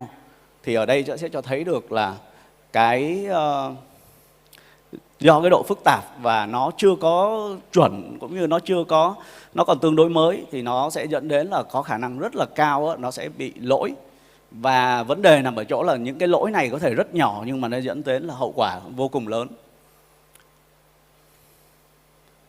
Và có một điểm nữa là thực ra là kể cả là được audit rất là nhiều, chẳng hạn như là các cái sản phẩm về NPC được audit bởi rất là nhiều là các cái đơn vị khác nhau, và đặc biệt là các cái sản phẩm lớn. Tuy nhiên là thực ra là điều đó cũng chưa đủ, tại vì đây là một cái field tương đối là mới, và nó có mình sẽ expect là nó sẽ càng ngày càng nhiều các cái attack.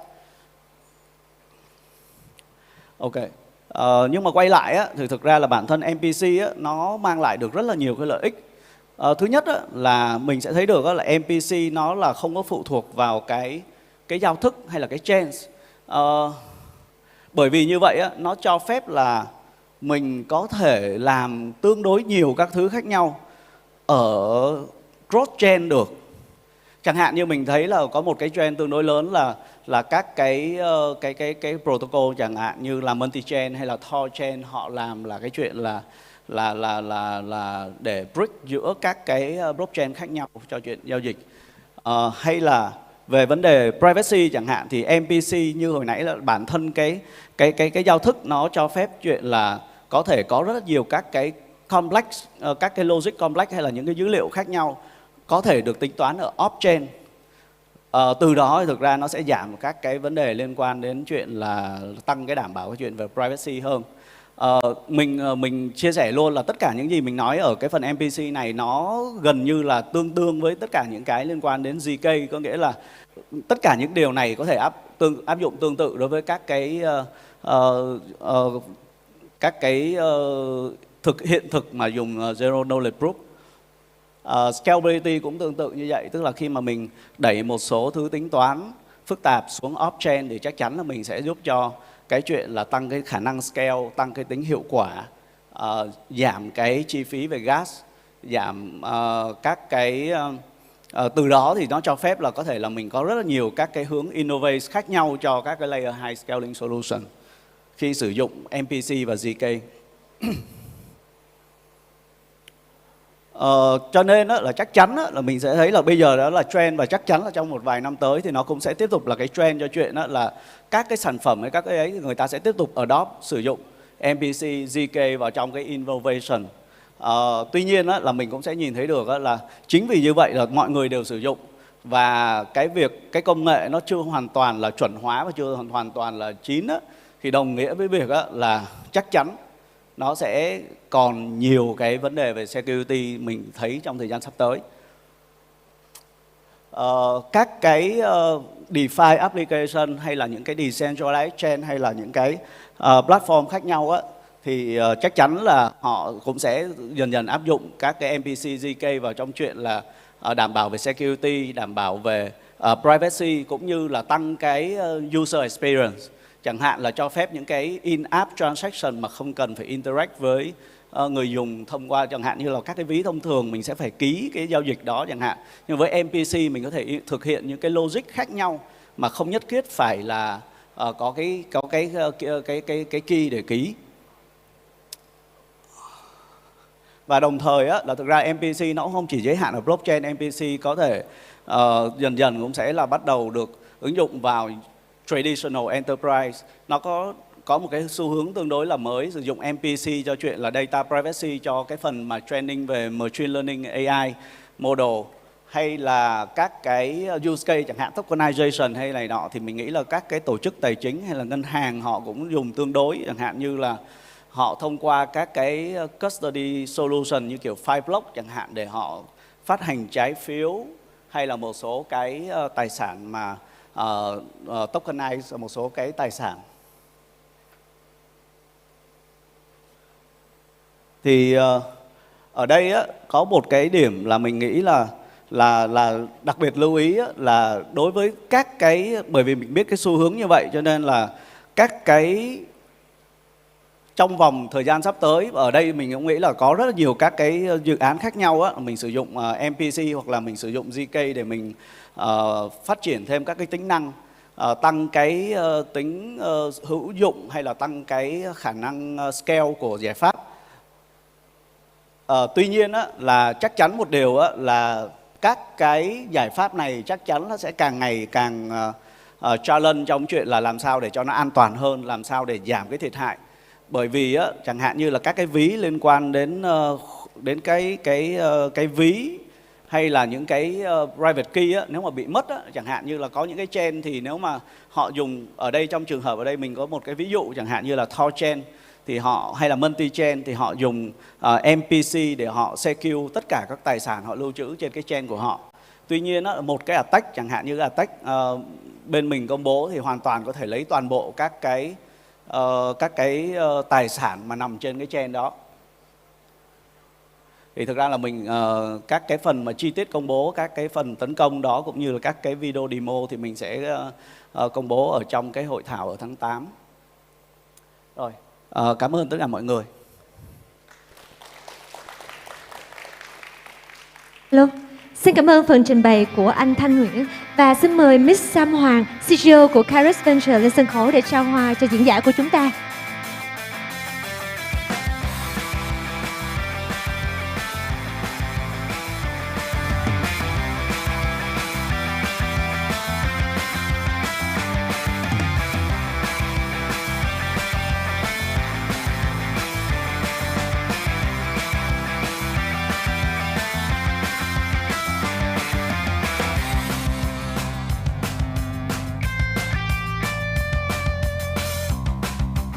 Vâng, xin cảm ơn diễn giả Thanh.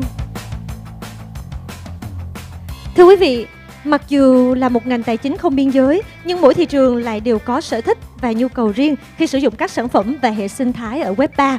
Đặc biệt tại thị trường Đông Nam Á, nơi có mức độ chấp nhận tiền điện tử khá cao, việc xây dựng một cộng đồng người dùng trung thành luôn là một nỗ lực đầy thách thức. Và đại diện của các dự án nền tảng lớn tại Việt Nam, các diễn giả sẽ chia sẻ chiến lược xây dựng và thấu hiểu cộng đồng, đồng thời hỗ trợ các dự án mới nổi tìm được chỗ đứng trong hệ sinh thái. Và thông qua phiên thảo luận ngày hôm nay với chủ đề Web3 Southeast Asia Market Entry Strategy, Thủy Tiên xin được mời lên sân khấu các vị diễn giả của chúng ta.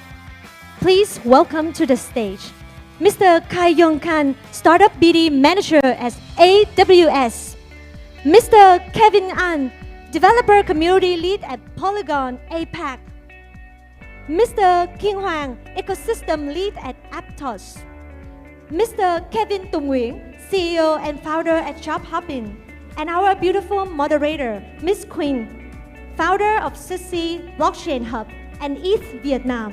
Xin trân trọng kính mời các diễn giả và chủ tọa lên sân khấu để có thể mang đến những chia sẻ hấp dẫn cho toàn thể quý vị của chúng ta ngày hôm nay. Thank you, Tiên. Hi, everyone. I hope that after the long day joining the GM Vietnam, you had a lot of information already. And welcome to our last panel. I hope that you're not too tired now. But I believe that this panel is also very interesting because we have also the special guests sharing their own experience from their organization protocol about their experience in Southeast Asia, which is one of the hype region in Web3 right now compared to other regions over the world.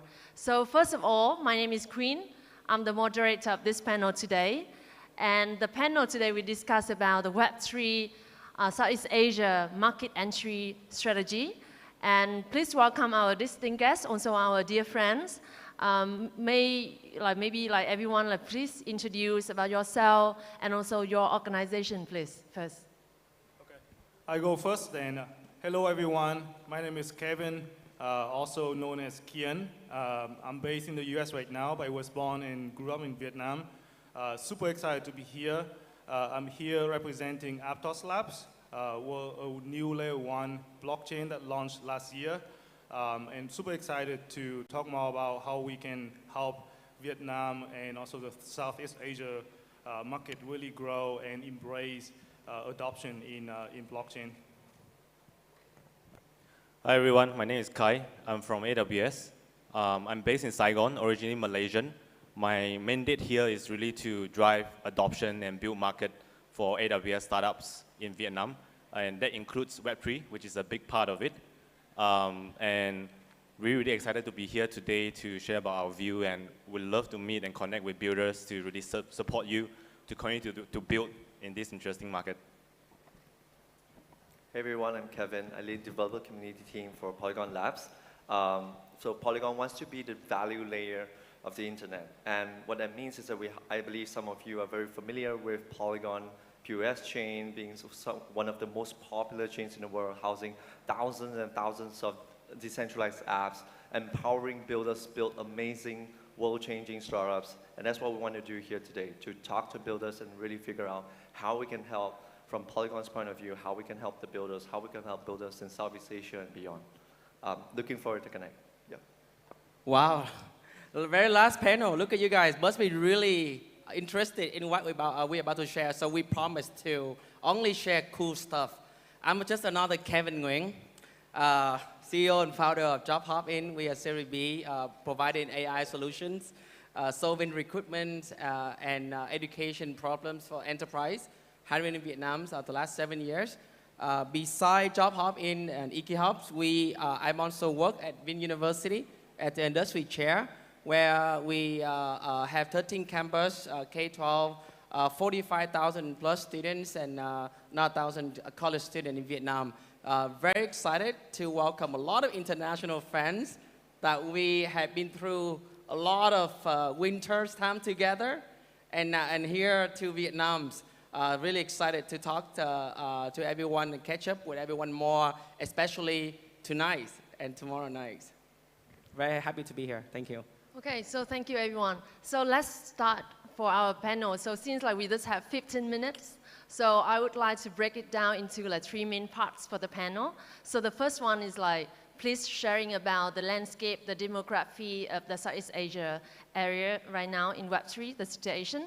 So all the other protocol overseas, they can understand about the landscape here, how hype it is, right? And the second part that we would like to go through your own experience from your own protocol or foundation, who enter the market, and also what is your best practice, challenges, or how you see that opportunities here. And the last part is the trend of the region, Web3 trend in the future, right? So firstly, I would like to share why we have this panel, because I do believe that for the last years I traveled in many different conferences over the world, and at that time people just heard about Southeast Asia, about GameFi, about crypto adoption. They know that it's very high, but they don't even know about the talent, about developers or builders, and also the good project here. Even that not only in Southeast Asia, right, but also we see that Vietnam also we have 16 million crypto users. We have 900,000 developers. We have also a very good project like RC Infinity, Kyber, Coin98 Insights. So what do you think about Southeast Asia market, especially in Web3 here, about the landscape, demography, and why your protocol enter this region? So which Kevin wants to go first? I can go first too, yeah. Just a full panel of Kevins. But this is a really good question. We've been looking at so Aptos Labs has been looking at the Southeast Asia and also the East Asia region for a long time. We have many partners in South Korea, in Japan, and in Vietnam, working on many games and protocols on the blockchain. So I want to talk about 2 things that really make the East Asia region really stand out. One is the users here. We have many users in the blockchain in Vietnam and in other countries as well. Always number 1 in terms of adoption on any blockchains.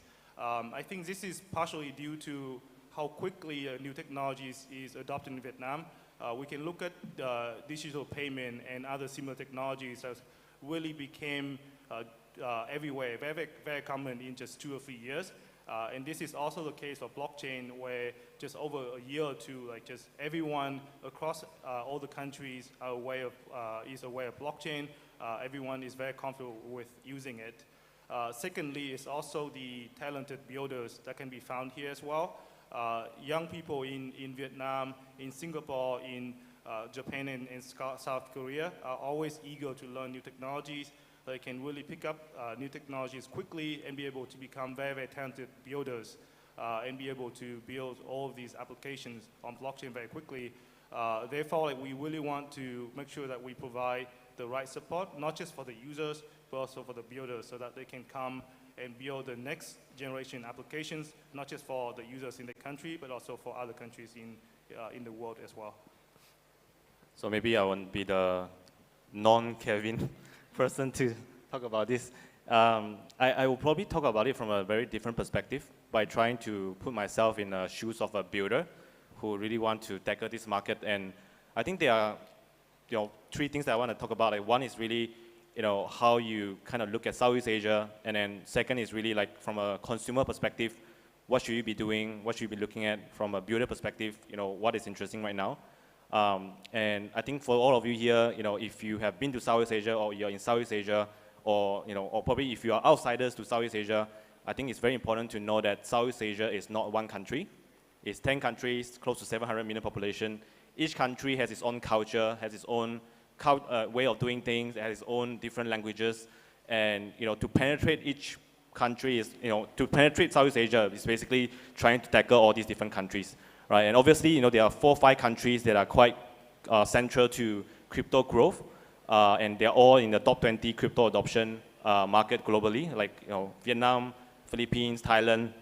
So I think it's very important to recognize that when you are looking at Southeast Asia as a market, right? And going into consumers kind of perspective, right? So if you think about Southeast Asia, right, with the exception of Singapore, every other country is still in emerging. Is still considered as an emerging market, and the main characteristic of an emerging market is that most of these population are still in low to middle income, right? So the immediate need for a lot of these consumers right now are really about having high yield, having access to alternative investment to actually improve their life, improve their standard of living, right? And maybe there are a subsegment of middle to high kind of class, right? Maybe someone like working professionals, right? They have really poor experience with financial services in most part of the world here, right? And that's where they would really care about ownerships and flexibility of assets in the crypto world. And last but not least, I think there's also that emerging culture, which is more relevant to Gen Z, where they think that crypto is cool, they want to hang out with cool people and a lot of fun, NFTs, really building their identity in this world. And because the population here in Southeast Asia is very young, right? So that's why from a consumer perspective, I think these are some of the key things that you should look at. And from an institutional perspective, if you are doing B2B, I think it's very important to recognize that, sadly to say, right, I think a lot of companies are still not looking at blockchain from the real use cases and benefits perspective, but the good thing is that, some companies right now, they are looking at Web3 as a potential go-to-market strategy where they want to tap into Web3 users, they want to tap into Web3 liquidity and, really the market side of things. And that's where, I think there are opportunities here for builders in this part of the world to leverage. Yeah, I think that like Kai and Kian share a lot of information already. Yeah, exactly. I think our friends here have shared how bullish we are in a lot of Southeast Asia and why. I just want to tap into, add a little bit onto that why Polygon is here and all. So when we see, Polygon has always been super builders obsessed. Polygon was a good story, our founders come from humble beginnings. We understand how hard it is to build. And when we see a market like Southeast Asia, we see super talented folks, some of them are from lower income folks. But we see that, and we see that hunger, but we see that talent, and we just want to help. And that's why we're looking into investing heavily, being there for them, helping them, listening, connecting, learning, because we cannot just come here and assume, hey, you guys need this, take this. No, it doesn't work that way, right? Like Southeast Asia is like 10 countries. Every single country has a different regulation. Every single country have different cultures, languages, different things they worry about, different things they're good at, different things they need. And that's why for us, we look at it that it's all about the people. And that's why when we come here, we connect, we understand, we listen. And that's why when we're here, strongly urge you to talk to us. And once we figure out what you need, we want to empower you to succeed. Because Polygon is that story too. The founders came from humble beginnings from India. And like nobody thought this is possible, right? But right now it's a multi-billion-dollar chain with thousands and thousands and dApps with billions of transactions in total until today. So that's why we are here. And I just tap into that, just add on to that because they've made some amazing points. I have nothing to add. Yes, thank you, Kevin. So, sorry, Kevin from Job Market, another Kevin. You know, listening to this guy, right? I now I get it. I get why, you know, we have muscular Jack's Kevin Aptos here, right? And the handsome Kevin from Polygon, and here the fat Kevins will share the perspective of the talents, right? But, sorry, just like want to add one thing. Like, sorry, like among the talent point, right? Do you want to share with the audience, like what is the key thing that like maybe the overseas friends haven't known or misunderstand about the Southeast Asia market? 100 million population, but only 4 unicorn. You see the opportunity and the challenge that we need to overcome to breed the next dozen of unicorn came out of Vietnam. Cannot do it alone, and we have to do it the tier 1, the best people, ecosystem builder through all the winners of bull or bear markets. And we're so glad to have amazing friends from Aptos, Amazon, and Polygon is here with us, right? And I believe that we are not only selling the best opportunity of Vietnam here, but the next unicorn will have to be built by not only the best talents, but I believe that local Vietnamese talent are still really eager and hungry to learn even through the last few winter, right? So the challenge is also how we can create a lot of very safe but convenient platform for our builder to engage with the world-class top-tier like L1 Foundation like this here. We got the opportunity to work very early with Solana Foundation, for example, and we've seen that they approach very prudent with first few code camp that we got to organize with them with over 90 universities across Vietnam, and Vinh University are very proud to be one of them. We've seen that the numbers of interest in terms of not only just engineering students, but also product design and business students in college and even in high school, they really get it, right? And not only they see that, okay, in the future, my Robux account in my Roblox games will actually be converted, right, to give me financial freedom, but also I get to really build my future career on this amazing infrastructure and right here in this beautiful country. Yeah, so we talk a lot about, you know, the hype, the market already, right? Like we have the good talent, we have the young population, like the people in the Southeast Asia, like hunger for success and they also like hustling and want to do their own startup, right? Startup mindset, right?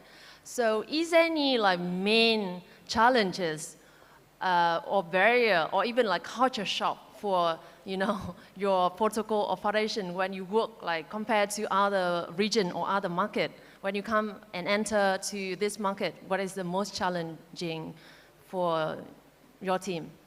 I think it's, well, it's a challenge, but it's a very fun challenge, is that it takes a lot more time to understand needs. Like one of the key things is that because you're speaking to 10, 20 different subsegments of personas, different audiences, they speak different languages, different culture, and the way you can add value and should add value is a little bit different.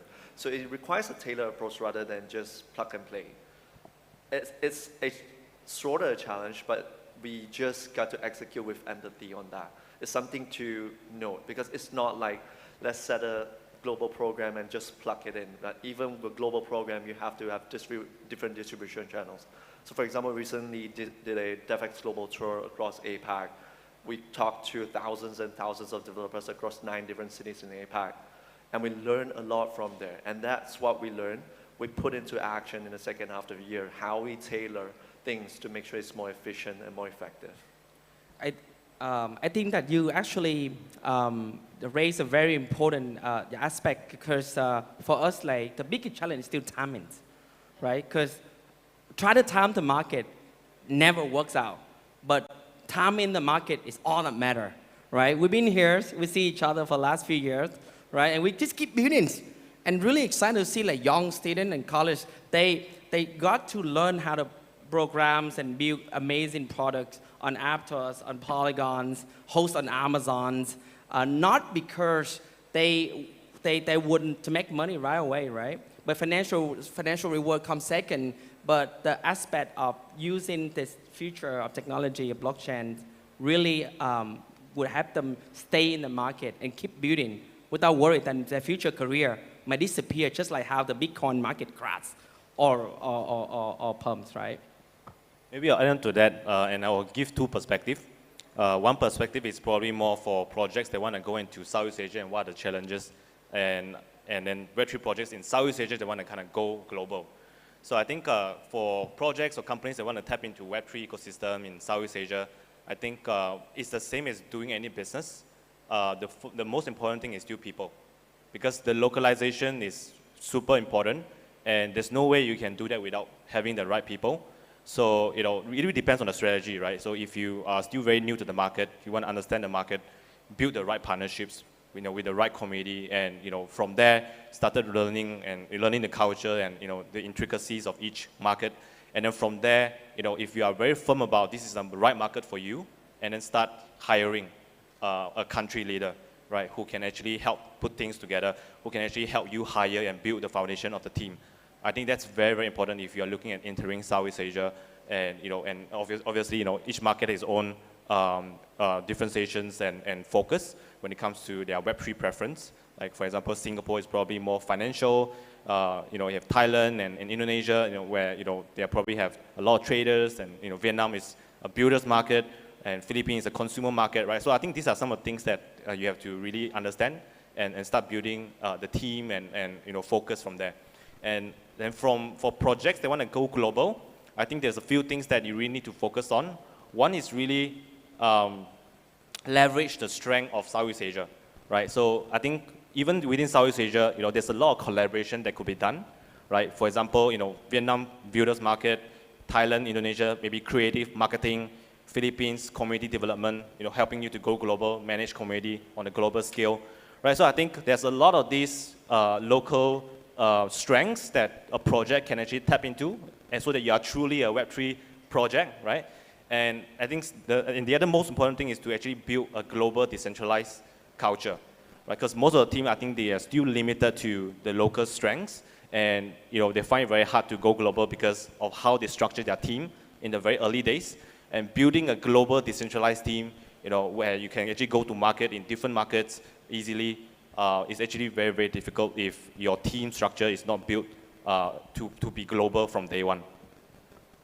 Yeah, definitely. I think you definitely cover everything from people to money to also the local support as well. I don't have a lot of things to add, but definitely in terms of support, this is very important, especially for another country where it's not just about a language barrier, it's also about the communication barrier as well.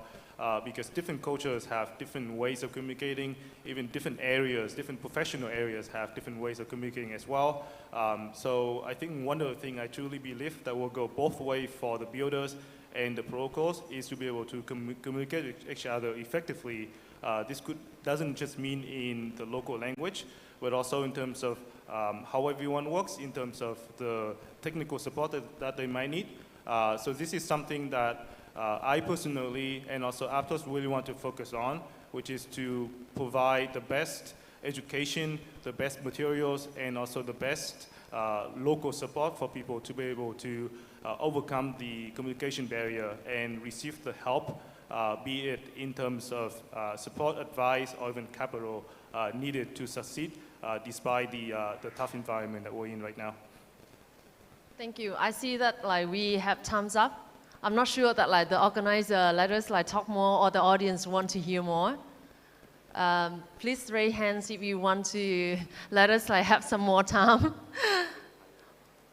Okay. So I think that we just have going to the last point of the panel.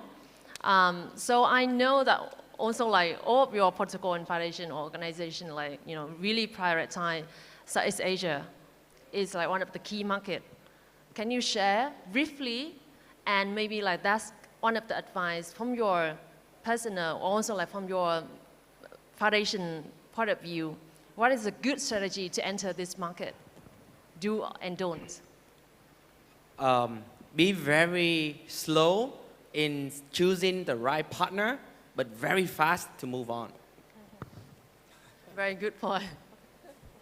But why I need to choose the right partner, and how to define the right partners here? Well, just follow the Kevins. But yeah, I think just be obsessed with the audience. If obsessed with the customers in the case, and then if for us we're obsessed with the builders, and then be understanding them, what their needs, what's the best way to reach them, all these distribution channels. Just to keep it short, is just be obsessed with whoever you want to target. That's it. I said quite a lot just now about this, but if we need a punch line, I think just be very patient with this market. It's growing very fast, but the results will come later. Yeah, this is a very good point. Yeah, I think for me, it just be tenacious and also lean on to the core team. One of the common misconceptions for people is that the core team is aloft and not ready to help. It cannot be more false than that. The core team is always there to help, be this for Polygon, for Aptos, and for all other blockchains as well. Everyone is always here to help, especially if you encounter challenges in building or just in dealing with just the tough environment we're in right now. So definitely lean on to the core team to help, and they will be there to help you through a lot of the challenges, and always ready to talk to you with you about any ideas. Yeah. So for me, because we build the ecosystem for Web3 and for the community here, and we also trying to bring more protocol and foundation into Vietnam or Southeast Asia. So from our community side, we also really hope that all of the protocol and foundation bring more global resources to support the local community, to support the local builders, because we see that many talents, but here also not so many projects can go global. Right, so we need more, all type of support, mentoring, education, all type of different activities, mentoring, office hour, extra, to really bring the project in Southeast Asia to the next level and can go to the world. So the last part of this panel today, and then after that we can wrap it up. So we really want to see your opinion about what is the future of the Web3 market in Southeast Asia. Is there any trend that you see that is going to be hyped here in this area, besides on the last trend for the last year, like GameFi or DeFi or anything? So what do you think? I think I say maybe gaming, and not just from GameFi. I'm talking about real gaming. Because there's a lot of interest and a lot of builders across Asia, and a lot of gamers as well. And I think the next wave of applications that will be successful will be real games. Not just games that are simple, that you play to earn or you play to learn something on blockchain, but these are truly games that you are used to playing, that you're not even aware that the blockchain is there, but you can gain all the values from blockchain in terms of value and data flowing through the games, in terms of NFTs, or in terms of racing communities. So these games will be there. People will be addicted to them playing without knowing that they're powered by blockchains. That should be the future, I think. Yeah, so just to echo what Kevin said, I think very, very happy for Southeast Asia. I think that it's no longer just about GameFi and the same kind of similar models that we've been seeing. This is what I've been telling a lot of people that I'm meeting this week and for the past few months as well. I think that Southeast Asia is getting more and more mature and professional, and the diversity of talents and projects is getting better and better, right? So if you see our booth, we at AWS booth, we are featuring 3 Vietnamese projects, and they're all doing different things, right? On-chain analytics, doing health, decentralized science, and one of them is doing L1 for loyalty points, and it's very, very different now. I think that the good thing is that this timing is really a good filter for a lot of really more professional and solid teams. So I'm very, very happy to see that kind of diversity, and I definitely think that the builders in Southeast Asia are gonna be more and more professional and really meet the international standards that we are seeing elsewhere as well. Yeah, I think in the interest of time, they've mentioned some great points. Different, of course, the verticals that everybody is talking about, games, whatever, and also like when it matures, different like. But I think ultimately I would give a slightly different advice: is that be insanely passionate about the problem you're trying to solve, because building is hard. But we're here to help, so reach out. I believe that education that focus in social fi will be a trend. Why? Because GameFi, DeFi is still going to be there.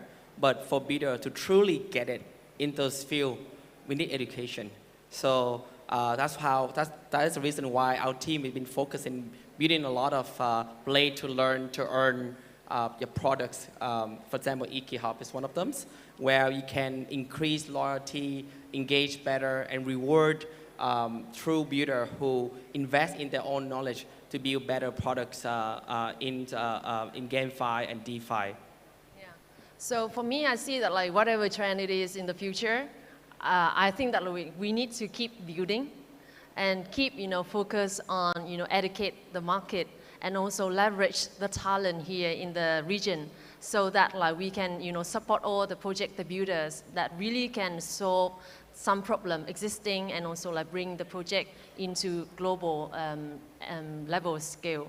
So we hope that after this panel you also like have more information, also like understand a bit more of strategy, enter the Southeast Asia market from different protocol here, like from Aptos, like AWS, Polygon, and also like from talent recruitment, right? Job hop in.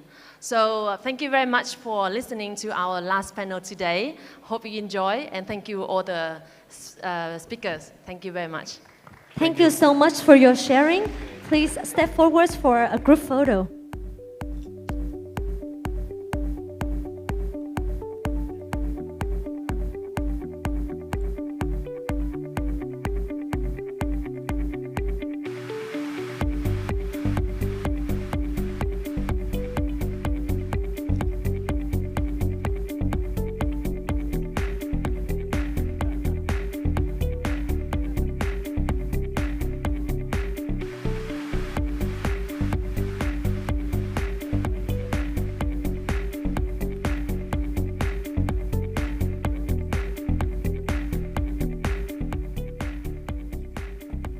Vâng, thưa quý vị, vậy là chúng ta đã kết thúc ngày đầu tiên của chương trình GM Việt Nam Blockchain Week với những chủ đề thảo luận vô cùng hữu ích xoay quanh công nghệ blockchain. Xin chân thành cảm ơn sự hiện diện và quan tâm của tất cả quý vị trong chương trình ngày hôm nay. Xin chào và hẹn gặp lại quý vị vào ngày mai tại GM Việt Nam.